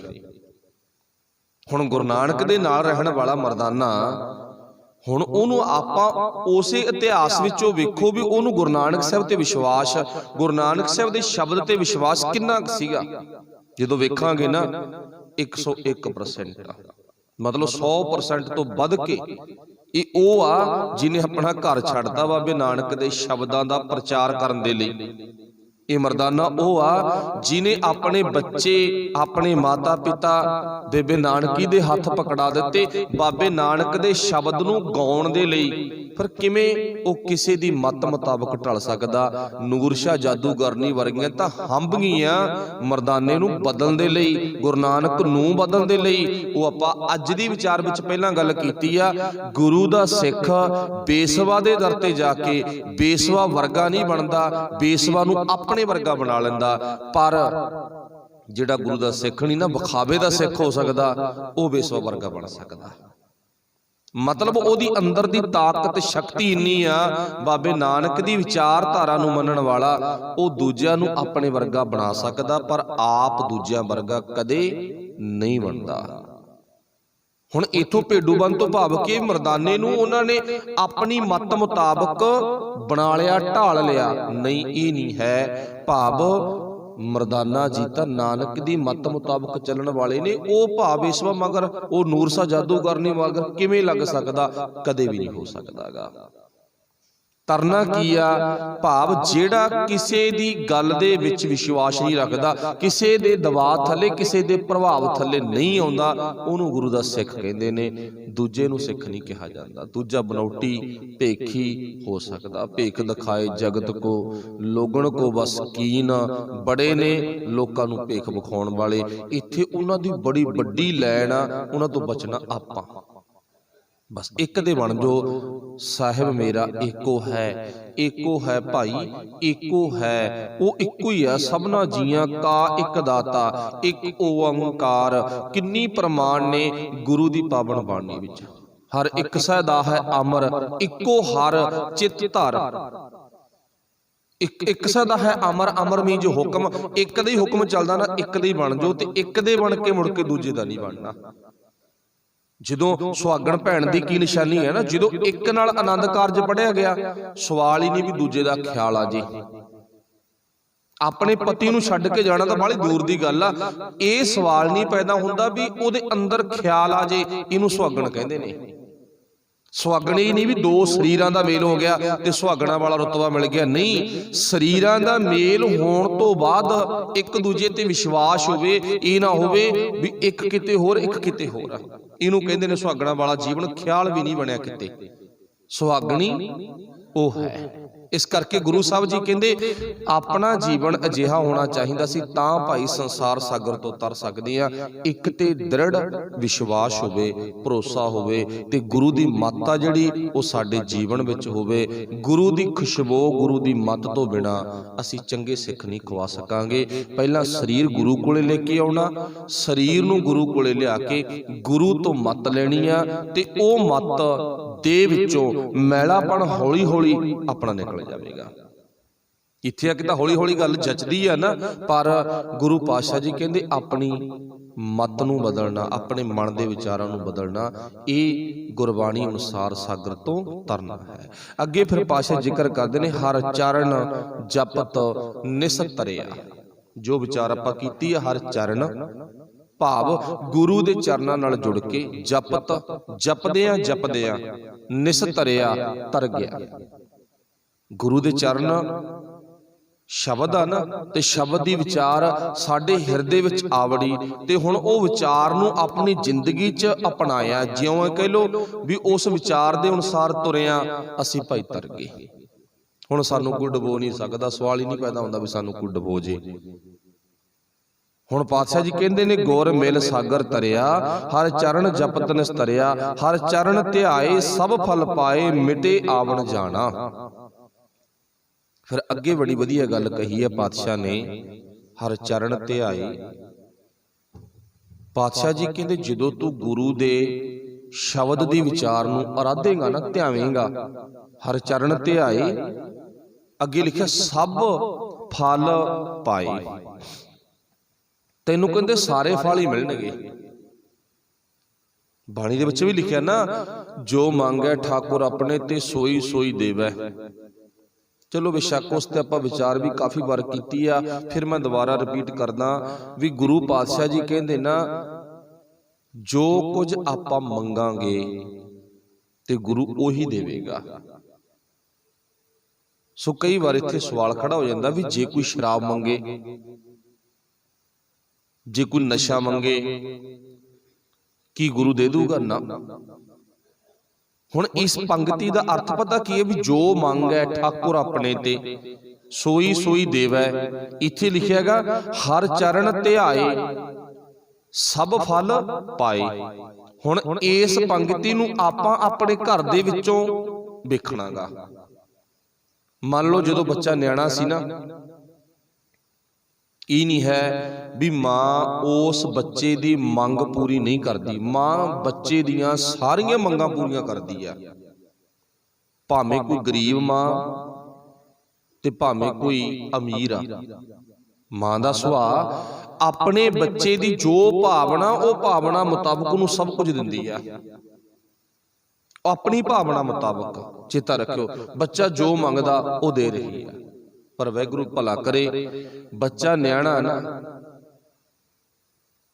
ਤੇ ਅੱਜ ਬੱਚੇ ਨੇ ਕੀ ਮੰਗਿਆ? ਕਹਿੰਦਾ ਮਾਂ ਮੈਨੂੰ ਅੱਗ ਚਾਹੀਦੀ ਆ, ਅੱਗ ਦੇ ਅੰਗਿਆਰ। ਉਹ ਅੱਗ ਦੇ ਅੰਗਿਆਰਾਂ ਨੂੰ ਹੱਥ ਪਾਉਂਦਾ। ਮਾਂ ਕਹਿੰਦੀ ਨਹੀਂ, ਇਹ ਤੇਰੇ ਕੰਮ ਦੇ ਨਹੀਂ, ਮੱਚ ਜਾਏਗਾ ਤੂੰ। ਹੁਣ ਬੱਚਾ ਹਿੰਡ ਕਰੇ ਵੀ ਮੈਨੂੰ ਚਾਹੀਦੇ ਆ, ਮਾਂ ਕਦੇ ਵੀ ਨਹੀਂ ਦਿੰਦੀ। ਹੁਣ ਇੱਥੋਂ ਸਿੱਧ ਕੀ ਹੋ ਗਿਆ? ਇੱਥੋਂ ਇਹ ਥੋੜੀ ਸਿੱਧ ਹੋ ਗਿਆ ਵੀ ਮਾਂ ਦੀ ਬੱਚੇ ਨਾਲ ਦੁਸ਼ਮਣੀ ਆ। ਦੁਸ਼ਮਣੀ ਨਹੀਂ, ਮਾਂ ਇਹ ਕਹਿੰਦੀ ਆ ਤੂੰ ਅਣਜਾਣ ਆ, ਤੈਨੂੰ ਪਤਾ ਨਹੀਂ ਪੁੱਤ, ਇਹ ਅੱਗ ਦੇ ਅੰਗਿਆਰ ਤੈਨੂੰ ਮਚਾ ਦੇਣਗੇ। ਹੁਣ ਬੱਚਾ ਕਹੇ ਕੋਈ ਜ਼ਹਿਰ ਦੀ ਸੀਸੀ ਪਈ ਆ ਨਾ, ਮੰਨ ਲਓ ਕੋਈ ਕਿਸੇ ਤਰ੍ਹਾਂ ਦਾ ਆਪਣੀ ਦੁਨਿਆਵੀ ਗੱਲ, ਘਰੇ ਲੀਟਰ ਪਿਆ ਸਪਰੇਅ ਦਾ, ਵੀ ਬੱਚਾ ਕਹੇ ਮੈਂ ਤਾਂ ਇਹ ਪੀਣਾ, ਹੁਣ ਮਾਂ ਨਹੀਂ ਉਹ ਪਿਉਂਦੀਗੀ, ਮਾਂ ਨਹੀਂ ਨਾ ਪਿਉਂਦੀਗੀ। ਮਤਲਬ ਕਹਿਣ ਤੋਂ ਭਾਵ ਬੱਚਾ ਜਿਹੜੀ ਵੀ ਚੀਜ਼ ਮੰਗਦਾ ਨਾ, ਉਹ ਸਰੀਰ ਲਈ ਨੁਕਸਾਨਦੇਹ ਆ, ਤੇ ਮਾਂ ਉਹ ਨਹੀਂ ਦਿੰਦੀਗੀ। ਤੇ ਮਾਂ ਕਹਿੰਦੀ ਖਾਣ ਪੀਣ ਨੂੰ, ਪਹਿਨਣ ਨੂੰ ਜੋ ਮਰਜ਼ੀ ਮੰਗ ਤੈਨੂੰ ਮਿਲੇਗਾ। ਹੁਣ ਇਹ ਸੀ ਬਚਪਨ ਦਾ ਦ੍ਰਿਸ਼। ਹੁਣ ਅਗਲਾ ਸੀਨ ਕਿਹੜਾ ਹੈਗਾ? ਹੁਣ ਬੱਚਾ ਹੋ ਗਿਆ ਵੱਡਾ, ਉਹਨੂੰ ਪਤਾ ਲੱਗਿਆ ਅੱਗ ਮੈਨੂੰ ਮਚਾ ਦੂਗੀ। ਉਹਨੂੰ ਪਤਾ ਲੱਗਿਆ ਵੀ ਮੈਂ ਕੋਠੇ ਤੇ ਚੜ ਗਿਆ ਨਾ, ਤੇ ਕੋਠੇ ਤੋਂ ਮੈਂ ਡਿੱਗ ਪਊਂਗਾ, ਮੈਂ ਬਨੇਰੇ ਤੇ ਨਹੀਂ ਜਾਣਾਗਾ। ਪਹਿਲਾਂ ਮਾਂ ਰੋਕਦੀ ਰਹੀ ਆ, ਸਪਰੇਅ ਨੂੰ ਮੈਂ ਹੱਥ ਤੱਕ ਵੀ ਨਹੀਂ ਲਾਉਣਾ, ਪੀਣਾ ਤਾਂ ਦੂਰ ਦੀ ਗੱਲ ਆ। ਹੁਣ ਬੱਚਾ ਵੱਡਾ ਹੋ ਗਿਆ ਨਾ, ਹੁਣ ਮਾਂ ਨੂੰ ਫਿਕਰ ਮੁੱਕ ਗਿਆ, ਹੁਣ ਕਹਿੰਦੇ ਜਿੱਥੇ ਮਰਜ਼ੀ ਖੇਡਦਾ ਰਹਿ। ਹੁਣ ਬੱਚੇ ਨੂੰ ਪਤਾ ਲੱਗ ਗਿਆ ਕੀ ਨੁਕਸਾਨਦੇ ਆ ਤੇ ਕੀ ਫਾਇਦੇਮੰਦ ਆ। ਹੁਣ ਬੱਚੇ ਨੇ ਮੰਗ ਉਹ ਰੱਖੀ ਆ ਜਿਹੜੀ ਫਾਇਦੇਮੰਦ ਆ, ਉਹ ਨਹੀਂ ਰੱਖੀ ਜਿਹੜੀ ਨੁਕਸਾਨਦੇ ਆ। ਜਦੋਂ ਅਸੀਂ ਗੁਰੂ ਨਾਲ ਜੁੜ ਗਏ ਨਾ ਤੇ ਗੁਰੂ ਕੋਲੇ ਆ ਕੇ ਇਹ ਗੱਲ ਸੁਣਾਂਗੇ ਵੀ ਜੋ ਮੰਗ ਹੈ ਠਾਕੁਰ ਆਪਣੇ ਤੇ। ਹੁਣ ਗੁਰੂ ਪਾਤਸ਼ਾਹ ਦੇ ਚਰਨਾਂ ਵਿੱਚ ਖੜ ਕੇ ਕੋਈ ਸ਼ਰਾਬ ਮਤਲਬ ਅੰਗਿਆਰ ਨਹੀਂ ਮੰਗਦਾ। ਜਰੂਰ ਗੁਰੂ ਚਰਨਾਂ 'ਚ ਖੜ ਕੇ ਨਾ ਕੋਈ ਬੇਸਵਾ ਦੇ ਦਰ ਤੇ ਗੱਲ ਨਹੀਂ ਜਾਣ ਦੀ ਮੰਗਦਾ, ਮੈਂ ਉੱਥੇ ਜਾਣਾ, ਮੇਰਾ ਰਸਤਾ ਸਫਲ ਕਰ ਦੇ। ਨਾ ਨਾ, ਇੱਥੇ ਥੋੜੀ ਆਊਗਾ ਉਹ। ਹੁਣ ਚੇਤਾ ਰੱਖਿਓ, ਇੱਥੇ ਆ ਕੇ ਮੰਗਿਆ ਕੀ ਆ?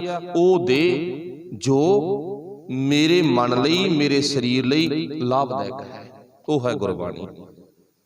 ਨੰਬਰ 1, ਜੋ ਗੁਰਬਾਣੀ ਨਾਲ ਜੁੜ ਗਿਆ ਉਹ ਤ੍ਰਿਪਤ ਹੋ ਗਿਆ। ਤੇ ਹੁਣ ਕਈ ਵਾਰ ਬੱਚਾ ਵੱਡਾ ਹੋ ਗਿਆ ਤੇ ਮਾਂ ਉਹਨੂੰ ਕੱਪੜੇ ਲਿਆਂਦੀ ਆ ਤੇ ਆਈ ਮਾਂ ਨੂੰ ਕਹਿੰਦਾ, ਮਾਂ ਕੀ ਕਰਾਉਣੇ ਸੀ, ਬਥੇਰੇ ਪੈਸੇ ਤੂੰ ਐਵੇਂ ਖਰਚ ਕਰੇ। ਇਹ ਬੱਚਾ ਸਿਆਣਾ ਉਹੀ ਬੱਚਾ ਨਾ ਜਿਹੜਾ ਕੱਲ ਅੰਗਿਆਰ ਮੰਗਦਾ ਸੀ, ਅੱਜ ਆਪਣੀ ਮਾਂ ਨੂੰ ਕਹਿੰਦਾ ਰਹਿਣ ਦੇ, ਕਿਉਂ ਲਿਆਈਆਂ ਤੂੰ, ਰਹਿਣ ਦੇ, ਜੁੱਤੀ ਮੇਰੇ ਕੋਲੇ ਪਈ ਸੀ, ਬੂਟ ਮੇਰੇ ਕੋਲੇ ਪਏ ਸੀ, ਕਿਉਂ ਇਹ ਸਾਲ 6 ਮਹੀਨੇ ਲੰਘਣੇ ਸੀ, ਤੂੰ ਐਵੇਂ ਖਰਚ ਕਰੇ। ਮਾਂ ਕਹਿੰਦੀ ਨਹੀਂ, ਗੱਲ ਨਹੀਂ, ਕੋਈ ਗੱਲ ਨਹੀਂ ਪੁੱਤ, ਫਿਰ ਕੀ ਹੋ ਗਿਆ, ਤੂੰ ਬੜਾ ਲਾਇਕ ਆ, ਬੜਾ ਸਿਆਣਾ ਗਾ, ਤੈਨੂੰ ਤੇਰੇ ਵਾਸਤੇ ਲਿਖ ਕੇ ਆਂਦੇ ਨਾ, ਤੂੰ ਹੰਡਾਲਾ ਪਾ ਇਹਨਾਂ ਨੂੰ। ਉਹ ਜਵਾਬ ਦੇ ਰਿਹਾ ਗਾ। ਹੁਣ ਜਦੋਂ ਅਸੀਂ ਗੁਰਬਾਣੀ ਵਿਚਾਰ ਨਾਲ ਜੁੜ ਗਏ ਨਾ, ਹੁਣ ਗੁਰੂ ਸਾਨੂੰ ਦਾਤਾਂ ਦੇਵੇਗਾ। ਅਸੀਂ ਕਹਾਂਗੇ ਨਹੀਂ ਅਸੀਂ ਤ੍ਰਿਪਤਾ, ਅਸੀਂ ਰੱਜੇ ਪਿਆ, ਨਹੀਂ ਲੋੜ ਨਹੀਂ, ਪਾਤਸ਼ਾਹ ਬਥੇਰਾ ਕੁਝ ਪਿਆ ਗਾ। ਜਿੰਨਾ ਕੁਛ ਹੈ ਨਾ ਇਹ ਖਾਧਿਆ ਮੁੱਕਦਾ ਨਹੀਂ, ਹੰਡਾਇਆ ਹੰਡਦਾ ਨਹੀਂ, ਇੰਨਾ ਕੁਛ ਪਿਆ ਗਾ। ਹੁਣ ਕਹਿਣ ਤੋਂ ਭਾਵ ਕੀ ਹੈ ਵੀ ਜਦੋਂ ਗੁਰੂ ਦੀ ਵਿਚਾਰ ਨਾਲ ਜੁੜ ਕੇ ਸਾਡੀਆਂ ਮੰਗਾਂ ਹੀ ਬੰਦ ਹੋ ਗਈਆਂ। ਹੁਣ ਕਰੀਏ ਕੀ? ਮੰਗਣ ਨੂੰ ਜੀ ਨਹੀਂ ਕਰਦਾ।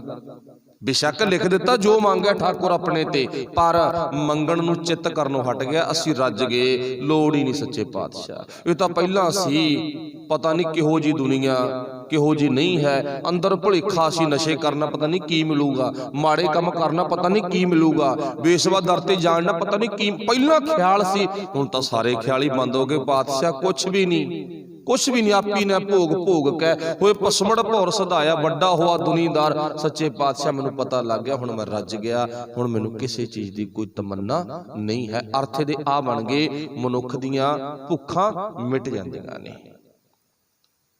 ਭੁੱਖਾਂ ਸਭ ਗਵਾਈਆਂ, ਸਾਰੀਆਂ ਭੁੱਖਾਂ ਮਿਟ ਗਈਆਂ, ਸਾਰੀਆਂ ਭੁੱਖਾਂ ਮਿਟ ਗਈਆਂ। ਉਹਦੇ ਘਰ ਤਾਂ ਸਾਰਾ ਕੁਝ ਹੀ ਆ, ਪਰ ਭੁੱਖ ਆ ਜਿਹੜੀ ਉਹ ਮਿਟ ਗਈ। ਹੁਣ ਗੁਰਬਾਣੀ ਵਿਚਾਰ ਨਾਲ ਭਾਈ ਅਸੀਂ ਅੰਦਰੋਂ ਤ੍ਰਿਪਤ ਹੋ ਜਾਂਦੇ ਆ, ਰੱਜ ਜਾਂਦੇ ਆ। ਸਾਨੂੰ ਵਾਸ਼ਨਾਵਾਂ ਦੀਆਂ ਭੁੱਖਾਂ ਉਹ ਮਿਟ ਜਾਂਦੀਆਂ ਨੇ। ਇਹ ਵਾਸ਼ਨਾਵਾਂ ਦੀਆਂ ਭੁੱਖਾਂ ਕਿਹਨਾਂ ਨੂੰ ਹੁੰਦੀਆਂ?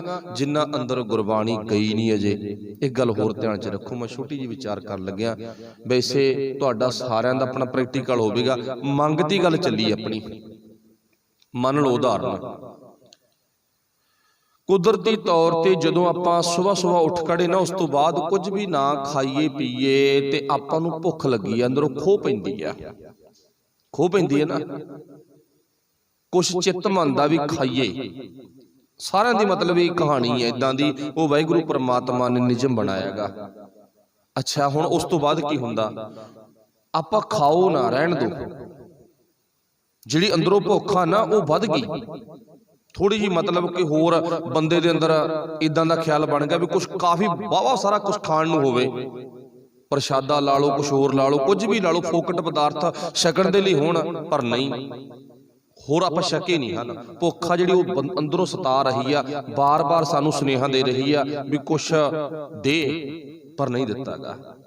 ਹੁਣ ਹੋਇਆ ਕੀ? ਕੁਦਰਤੀ ਤੌਰ ਤੇ ਥੋੜਾ ਜਿਹਾ ਨਾ 100, 150, 200 ਗ੍ਰਾਮ ਜੋ ਸਾਡੇ ਸਰੀਰ ਦੇ ਲਈ ਫਾਇਦੇਮੰਦ ਆ, ਮੰਨ ਲਓ ਵੀ ਖੋਆ 2 ਪਿੰਨੀਆਂ, 100, 150, 200 ਗ੍ਰਾਮ ਜਿੰਨੀ ਸਾਡੀ ਕੰਪੈਸਿਟੀ ਆ, ਆਪਾਂ ਛਕ ਲਿਆ।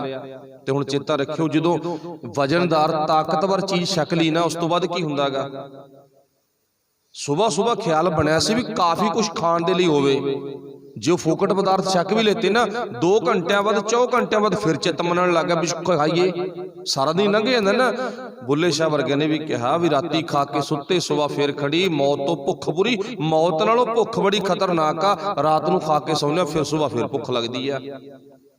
ਤੇ ਜੇ ਹੁਣ ਵਜਨਦਾਰ ਤਾਕਤਵਰ ਚੀਜ਼ ਦਾ ਇਸਤੇਮਾਲ ਕੀਤਾ ਜਾਵੇ, ਖਾਧੀ ਜਾਵੇ, ਆਪਾਂ ਨੂੰ ਪੱਕਾ ਹੀ ਪਤਾਗਾ 8 ਘੰਟੇ 10 ਘੰਟੇ ਸੁਭਾਵਕ ਆ ਬੰਦੇ ਦੇ ਗੁਜ਼ਰ ਜਾਂਦੇ ਨੇ। ਤੇ ਗੁਰਬਾਣੀ ਨੇ ਇੱਕ ਤਾਕਤਵਰ ਖੋਆ ਇਹ ਤਾਕਤਵਰ ਇੱਕ ਬਦਾਮ ਨੇ, ਅਜਿਹਾ ਪਦਾਰਥ ਆ ਜਿਹਨੂੰ ਇੱਕ ਵਾਰੀ ਅੰਮ੍ਰਿਤ ਵੇਲੇ ਛਕ ਲਿਆ, ਮਾਫ ਕਰਨਾ ਦਿਨੇ ਗਾਣੇ ਸੁਣਨ ਨੂੰ, ਮਾੜਾ ਵੇਖਣ ਨੂੰ, ਕੁਝ ਮਾੜਾ ਬੋਲਣ ਨੂੰ ਚਿੱਤ ਨਹੀਂ ਕਰਦਾਗਾ। ਇਹ ਭੁੱਖਾ ਹੀ ਆ, ਮਾੜਾ ਵੇਖਣਾ ਭੁੱਖਾ, ਐਵੇਂ ਬੰਦਾ ਬਿਟਰ ਬਿਟਰ ਝਾਕੀ ਜਾਂਦਾ ਨਾ। ਲੱਗੇ ਹੁੰਦੇ ਨਾ ਸੱਥਾਂ 'ਚ ਮਾਫ ਕਰਨਾ ਮੈਨੂੰ ਆਪ ਜਿਹੜਾ ਲਫ਼ਜ਼ ਵਰਤ ਰਿਹਾ ਨਾ, ਮੈਂ ਉਹਨਾਂ ਨੂੰ ਕੈਮਰੇ ਕਹੋ ਨਾ, ਪਿੰਡਾਂ ਦੇ ਹਰ ਕੋਨੇ ਤੇ ਕੈਮਰੇ ਲੱਗੇ ਹੋਏ ਨੇ, 5-5 7-7 20 ਹੁਣ ਤੱਕ ਸੁੱਖ ਨਾਲ ਸਭ ਹੀ ਵਿਹਲੇ ਨੇਗੇ। ਫਿਰ ਜਦੋਂ ਕੋਈ ਭੈਣ ਭਾਈ ਲੰਘਦਾ ਨਾ, ਜਿੱਥੋਂ ਤੁਰਦੇ ਨੇ ਉੱਥੇ ਨਿਗਾਹ ਟਿਕਾਇਓ, ਦੂਰ ਤੱਕ ਛੱਡ ਕੇ ਆਉਂਦੇ ਨੇ। ਫਿਰ ਇਦਾਂ ਦੀ ਵਿਚਾਰ ਨਹੀਂ ਵੀ ਮੂੰਹ ਪਾਸੇ ਕਰ ਲੈਣਗੇ, ਲੰਘਣਾ ਦੁਭਰ ਹੋ ਜਾਂਦਾ। ਮਾਫ ਕਰਨਾ ਅਗਲੀ ਸੱਚੀ ਗੱਲ ਹੋਰ ਕਹਿਦਾ, ਜਿੱਦੇ ਭੋਗ ਹੁੰਦਾ ਨਾ ਉਹਦੇ ਕੈਮਰੇ ਬਹੁਤ ਹੁੰਦੇ ਨੇ। ਮੇਰੀਆਂ ਭੈਣਾਂ ਦੇ ਮੈਂ ਕੋਲੋਂ ਸੁਣਦਾ ਤਾਂ ਕਰਕੇ ਪਤਾ ਲੱਗਦਾ, ਇਹਦੀ ਗੱਲ ਵੱਲ ਸਾਨੂੰ ਖਾਸ ਧਿਆਨ ਦੇਣਾ ਪਊਗਾ। ਪ੍ਰਸ਼ਾਦੇ ਨੂੰ ਕਹਿਣ ਵਾਸਤੇ 2 ਸਿਆਣੇ ਵਿਅਕਤੀਆਂ ਦੀ ਲੋੜ ਆ ਬਸ।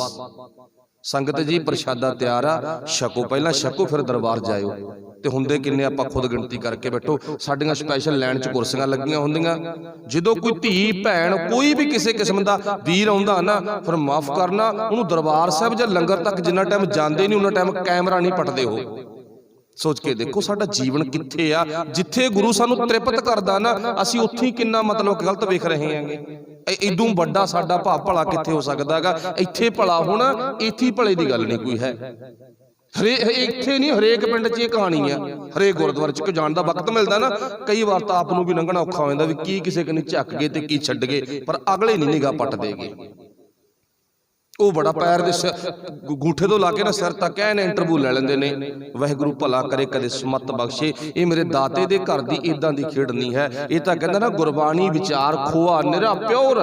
ਜਦੋਂ ਤੂੰ ਸੁਬਾਹ ਛਕ ਲਿਆ ਨਾ, ਤੇਰੀਆਂ ਭੁੱਖਾਂ ਹੀ ਮਿਟ ਜਾਂਦੀਆਂ। ਨਾ ਮਾੜਾ ਸੁਣਨ ਨੂੰ ਚਿੱਤ ਕਰਦਾ, ਨਾ ਮਾੜਾ ਵੇਖਣ ਨੂੰ ਚਿੱਤ ਕਰਦਾ, ਨਾ ਮਾੜਾ ਬੋਲਣ ਨੂੰ ਚਿੱਤ ਕਰਦਾ। ਤੂੰ ਅੰਦਰੋਂ ਰੱਜ ਜਾਵੇਂਗਾ। ਇਉਂ ਇੱਥੇ ਲਿਖਿਆ ਗੁਰੂ ਪਾਤਸ਼ਾਹ ਨੇ, ਹਰ ਚਰਨ ਧਿਆਏ ਸਭ ਫਲ ਪਾਏ।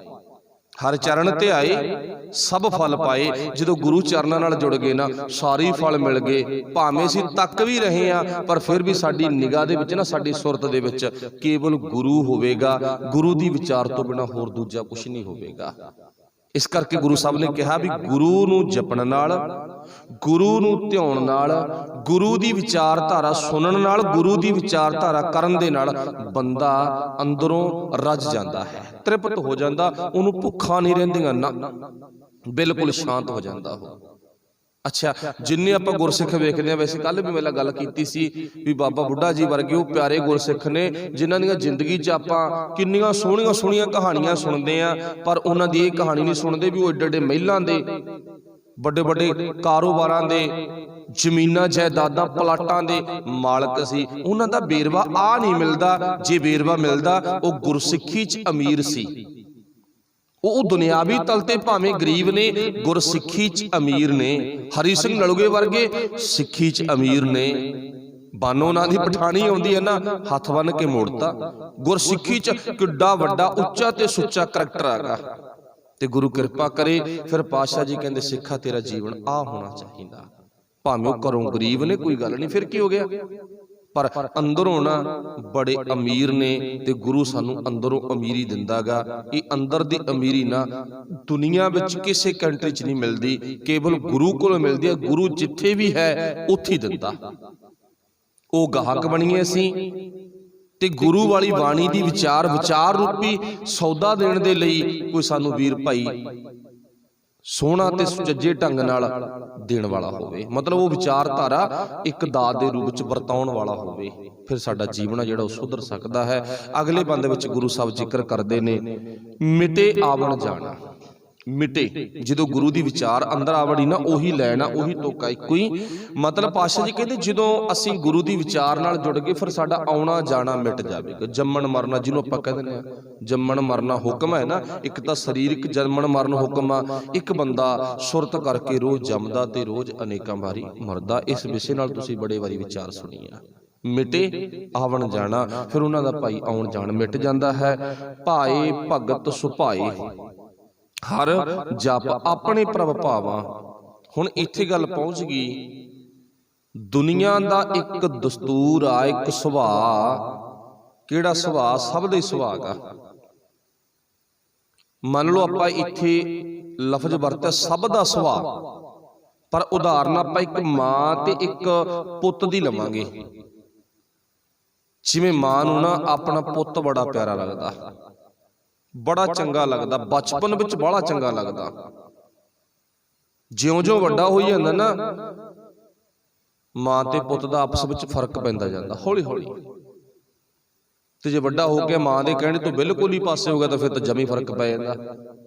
फिर तो कई बार मापिਆਂ ਨੂੰ इदां भी लिखाउणा पै जांदा, ਇਹ मेरा पुत नहीं है, मैं ਇਹਦੀ मां जां ਪਿਓ नहीं हाँ। हुण बचपन विच क्यों बच्चा चंगा लगदा सी?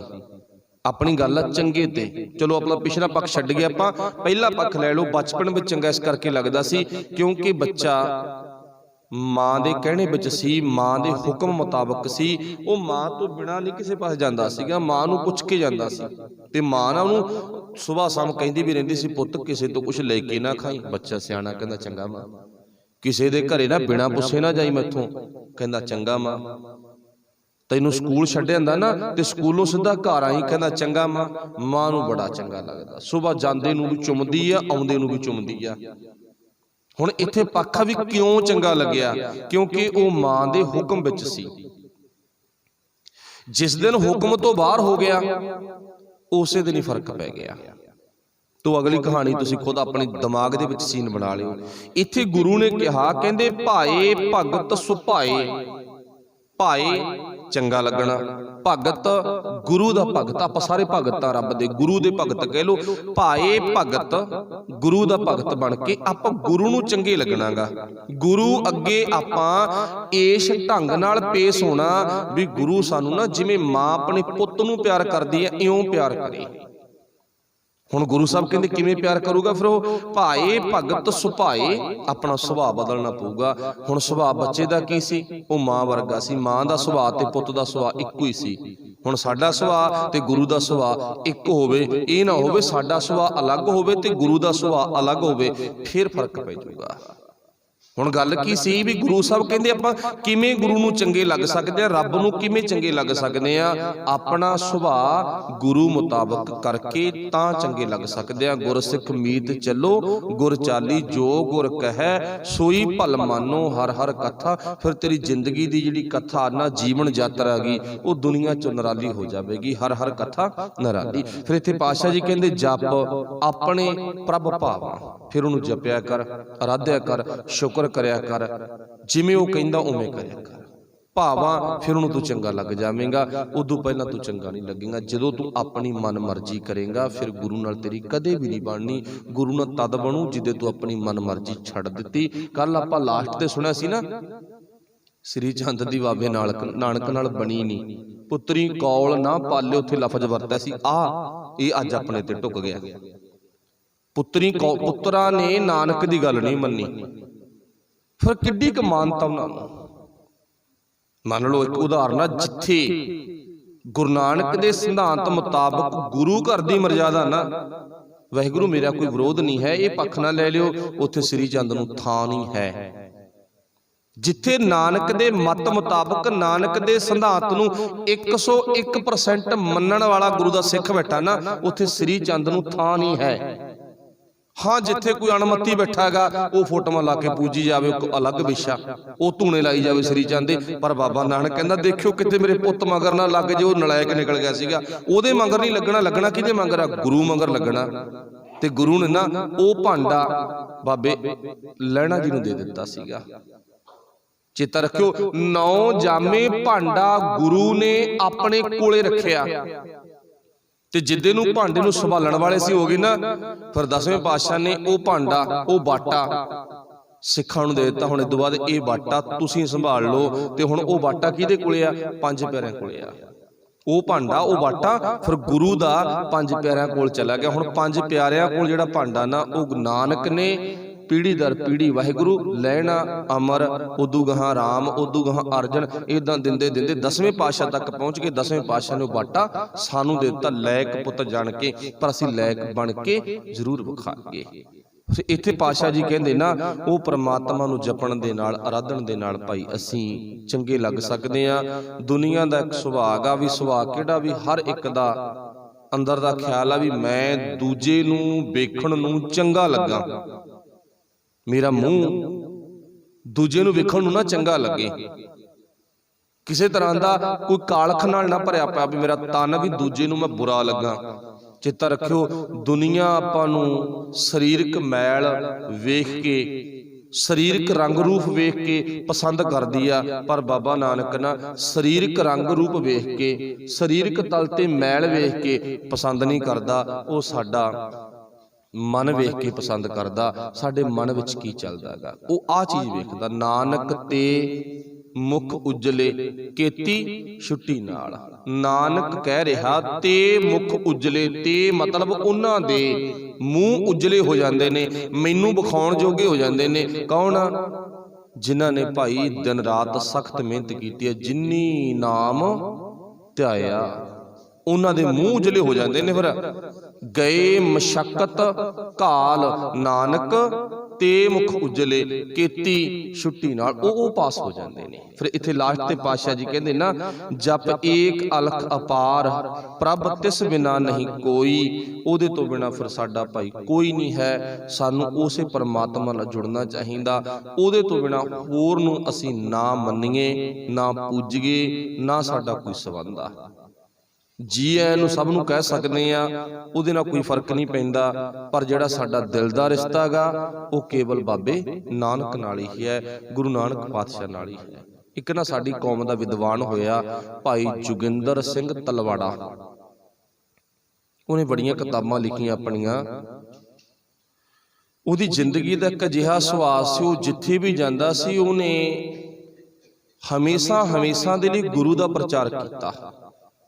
ਗੁਰੂ ਨਾਲ ਜੁੜੋ, ਗੁਰੂ ਦੀ ਬਾਣੀ ਪੜ੍ਹੋ, ਗੁਰੂ ਦੀ ਬਾਣੀ ਨੂੰ ਸਮਝੋ। ਜਿਹੜੀ ਉਹਦੇ ਵਿੱਚੋਂ ਖਾਸ ਗੱਲ ਹੈ ਨਾ, ਚਲੋ ਤਾਂ ਸਾਰੇ ਹੀ ਕਹਿੰਦੇ ਨੇਗੇ, ਪਰ ਗੁਰੂ ਦੀ ਬਾਣੀ ਪੜ੍ਹਨੀ, ਗੁਰੂ ਮੁਤਾਬਕ ਤੁਰਨਾ, ਗੁਰੂ ਆਸੇ ਅਨੁਸਾਰ ਜਿਉਣਾ, ਇਹ ਗੁਰਸਿੱਖਾਂ ਦਾ ਨਿਯਮ ਆ ਨਾ। ਉਹ ਕਹਿੰਦਾ ਰਿਹਾ। ਤੇ ਪਰ ਚੇਤਾ ਰੱਖਿਓ, ਇੰਨਾ ਕੋ ਸਿਆਣਾ ਵਿਅਕਤੀ ਸੀ ਤੇ ਨਹੀਂ ਨਾ ਸਾਡੇ ਜੀਵਨ ਦੇ ਵਿੱਚ ਅਸੀਂ ਕਿੰਨੇ ਕੁ ਗੁਰੂ ਨਾਲ ਜੁੜੇ ਆ, ਜਾਂ ਤਾਂ ਮਰਨ ਵੇਲੇ ਪਤਾ ਲੱਗਦਾ ਤੇ ਜਾਂ ਸਾਨੂੰ ਵਿਆਹ ਵੇਲੇ ਪਤਾ ਲੱਗਦਾ। ਦੋ ਅਵਸਥਾਵਾਂ ਦੇ ਵਿੱਚ ਪਤਾ ਲੱਗਦਾ। ਤੇ ਬਚਪਨ ਉਹ ਸਾਨੂੰ ਸੂਝ ਨਹੀਂ ਹੁੰਦੀ, ਉਦੋਂ ਉਹਦੇ ਬਾਰੇ ਅਸੀਂ ਕੁਝ ਕਹਿ ਨਹੀਂ ਸਕਦੇ। ਉਹ ਮਾਪਿਆਂ ਦੇ ਹੱਥ 'ਚ ਡੋਰ ਆ ਵੀ ਕਿਹੋ ਜਿਹਾ ਸਾਡਾ ਜੀਵਨ ਉਸ ਟਾਈਮ ਤੇ, ਕਿਹੋ ਜਿਹੀਆਂ ਸਾਡੀਆਂ ਆਦਤਾਂ ਤੇ ਕਿਹੋ ਜਿਹਾ ਸਾਡਾ ਉਦੋਂ ਦੁਨੀਆ ਦੀ ਰੀਤ ਮੁਤਾਬਕ ਰੀਤ ਨਿਭਾਈ ਗਈ। ਪਰ ਜਿਹੜੀ ਵਿਆਹ ਦੀ ਰੀਤ ਆ ਉਹ ਬੰਦੇ ਦੀ ਆਪਣੀ ਆ, ਤੇ ਜਿਹੜੀ ਮਰਨੇ ਦੀ ਰੀਤ ਆ ਨਾ, ਉੱਥੇ ਵੀ ਗੁਰਸਿੱਖ ਨੇ ਆਪਣੇ ਭੈਣ ਭਰਾਵਾਂ ਦੀ ਰੀਤ ਆਪ ਪਗਾਉਣੀ ਆ। ਉੱਥੇ ਪਤਾ ਲੱਗ ਜਾਂਦਾ। ਕਹਿੰਦੇ ਜਦੋਂ ਉਹਦਾ ਮਰਨ ਦਾ ਵਕਤ ਆ ਗਿਆ ਨਾ, ਉਹਨੇ ਆਪਣਾ ਕਫਨ ਆਪਣੇ ਹੱਥੀਂ ਆਪ ਤਿਆਰ ਕਰਵਾਇਆ ਸੀ। ਤੇ ਜਿਹੜਾ ਕਫਨ ਤਿਆਰ ਕਰਵਾਇਆ ਨਾ, ਤੇ ਉਹਦੇ ਉੱਪਰ ਵੀ ਇਹੀ ਲਿਖਵਾਇਆ ਸੀ, ਮੈਨੂੰ ਚਿਖਾ ਵਿੱਚ ਚਿਣਨ ਵਾਲਿਓ। ਜਿਹੜੇ ਕਫਨ ਉੱਪਰ ਲਫ਼ਜ਼ ਲਿਖੇ ਹੋਏ ਨੇ, ਮੈਨੂੰ ਚਿਖਾ ਵਿੱਚ ਚਿਣਨ ਵਾਲਿਓ ਤੇ ਮੈਨੂੰ ਮੋਢਿਆਂ ਤੇ ਚੁੱਕ ਕੇ ਲਿਆਉਣ ਵਾਲਿਓ, ਮੇਰੇ ਉੱਪਰ ਕਫਨ ਪਾਉਣ ਵਾਲਿਓ, ਚੇਤਾ ਰੱਖਿਓ ਗੁਰੂ ਗ੍ਰੰਥ ਸਾਹਿਬ ਦਾ ਪੱਲਾ ਕਦੇ ਨਾ ਛੱਡਿਓ। ਮਤਲਬ ਉਹਦੀ ਚਿਖਾ ਵਿੱਚੋਂ ਵੀ ਆਵਾਜ਼ ਆਉਂਦੀ ਆ। ਉਹ ਮੋਢਿਆਂ ਤੇ ਤੁਰ ਰਿਹਾ ਨਾ, ਜਾ ਰਿਹਾ, ਮੋਢਿਆਂ ਤੇ ਪਿਆ ਹੋਇਆ ਵੀ ਕੁਛ ਬੋਲ ਰਿਹਾਗਾ। ਕਫਨ ਪਾਉਣ ਵਾਲਿਆਂ ਨੂੰ ਵੀ ਕੁਛ ਸੁਨੇਹਾ ਦੇ ਰੱਖਿਆ। ਭਾਵ ਉਹ ਬੰਦੇ ਮਰਨ ਤੇ ਵੀ ਕੁਝ ਨਾ ਕੁਝ ਦੁਨੀਆ ਨੂੰ ਸੁਨੇਹਾ ਦੇ ਕੇ ਗਏ ਨੇਗੇ। ਤੇ ਅੱਜ ਵੀ ਉਹਦੀਆਂ ਜਿਹੜੀਆਂ ਲਿਖਤਾਂ ਨੇ ਉਹਦੇ ਵਿੱਚੋਂ ਬਕਾਇਦਾ ਸਲਾਮ ਕਰਕੇ, ਸਜਦਾ ਕਰਕੇ ਇਹ ਗੱਲਾਂ ਮਿਲਦੀਆਂ ਨੇ। ਕਿਹੜੀਆਂ? ਵੀ ਉਹਨਾਂ ਦੇ ਕਫਨ ਵੀ ਭਾਈ, ਉਹਨਾਂ ਦੀ ਚਿਖਾ ਵੀ ਬੋਲਦੀ ਸੀ। ਉਹ ਚਿਖਾ ਵਿੱਚ ਬੈਠੇ ਵੀ ਗੁਰੂ ਨਾਲ ਦਾ ਸੁਨੇਹਾ ਦੇ ਕੇ। ਤੇ ਹਰ ਇੱਕ ਸਿੱਖ ਦੀ ਭਾਵਨਾ ਇਦਾਂ ਦੀ ਹੋ ਜੇ। ਫਿਰ ਤਾਈਓ ਇੱਥੇ ਪਾਤਸ਼ਾਹ ਨੇ ਲਿਖਿਆਗਾ, ਜਪ ਏਕ ਅਲਖ ਅਪਾਰ ਪੂਰਨ ਤਿਸ ਬਿਨਾ ਨਹੀਂ ਕੋਈ। ਉਹਦੇ ਤੋਂ ਬਿਨਾ ਹੋਰ ਕੋਈ ਨਹੀਂ ਹੈ। ਇੱਕ ਦੇ ਬਣ ਜਾਈਏ। ਬਿਨਵੰਤ ਨਾਨਕ ਗੁਰ ਭਰਮੁਖ ਹੋਇਆ, ਜਤ ਦੇਖਾਂ ਤਤ ਸੋਈ। ਹੁਣ ਮੇਰੇ ਜੀਵਨ ਦੇ ਵਿੱਚੋਂ ਸਾਰੇ ਭਰਮ ਮੁੱਕ ਗਏ ਤੇ ਮੈਂ ਹੁਣ ਜਿੱਧਰ ਵੇਖਦਾ ਹਾਂ ਉਧਰ ਤੂੰ ਹੀ ਮੈਨੂੰ ਦੀਂਦਾ ਹੈ। ਜਤ ਵੇਖਾਂ ਤਤ ਤੂੰ ਹੀ। ਜਤ ਤੋਂ ਭਾਵ ਜਿੱਧਰ ਵੇਖਦਾ ਹਾਂ ਉਧਰ, ਤਤ ਭਾਵ ਉਧਰ ਹੀ ਤੂੰ ਹੈ। ਹੁਣ ਮੈਨੂੰ ਤੇਰੇ ਤੋਂ ਬਿਨਾ ਹੋਰ ਕੋਈ ਨਜ਼ਰ ਨਹੀਂ ਆਉਂਦਾ। ਜਦੋਂ ਆਹ ਭਾਵਨਾ ਬਣ ਗਈ, ਫਿਰ ਗੁਰੂ ਸਾਹਿਬ ਜੀ ਕਹਿੰਦੇ ਗੁਰ ਮਿਲ ਸਾਗਰ ਤਰਿਆ। ਹੁਣ ਮੈਂ ਗੁਰੂ ਨੂੰ ਮਿਲ ਕੇ ਭਾਈ ਸੰਸਾਰ ਸਾਗਰ ਤੋਂ ਤਰ ਗਿਆ ਹਾਂ। ਹੁਣ ਮੈਨੂੰ ਨਾ ਕੋਈ ਡੁਬੋ ਸਕਦਾ, ਨਾ ਮੈਂ ਡੁੱਬ ਸਕਦਾ ਹਾਂ। ਮੇਰੀ ਜ਼ਿੰਦਗੀ ਦੀ ਜਿਹੜੀ ਪੂਰੀ ਦੀ ਪੂਰੀ ਭਾਵ ਕਹਾਣੀ ਸੀ ਨਾ, ਉਹ ਸਾਰੀ ਸਫਲ ਹੋ ਗਈ, ਅਸਫਲ ਨਹੀਂ ਹੋਈ। ਸੋ ਇੱਥੋਂ ਤੱਕ ਅੱਜ ਦੇ ਸ਼ਬਦ ਦੀ ਵਿਚਾਰ ਆ ਜਿਹੜੀ ਸਮਾਪਤ ਆ। ਬੋਲਦਿਆਂ ਤੋਂ ਬੜੀਆਂ ਭੁੱਲਾਂ ਰਹਿ ਜਾਂਦੀਆਂ। ਸੰਗਤ ਤੇ ਗੁਰੂ ਸਾਹਿਬ ਬਖਸ਼ਣ ਯੋਗ ਸਭ ਦਾ ਧੰਨਵਾਦ। ਵਾਹਿਗੁਰੂ ਜੀ ਕਾ ਖਾਲਸਾ, ਵਾਹਿਗੁਰੂ ਜੀ ਕੀ ਫਤਿਹ। ਰਾਮ ਕਲੀ ਮਹੱਲਾ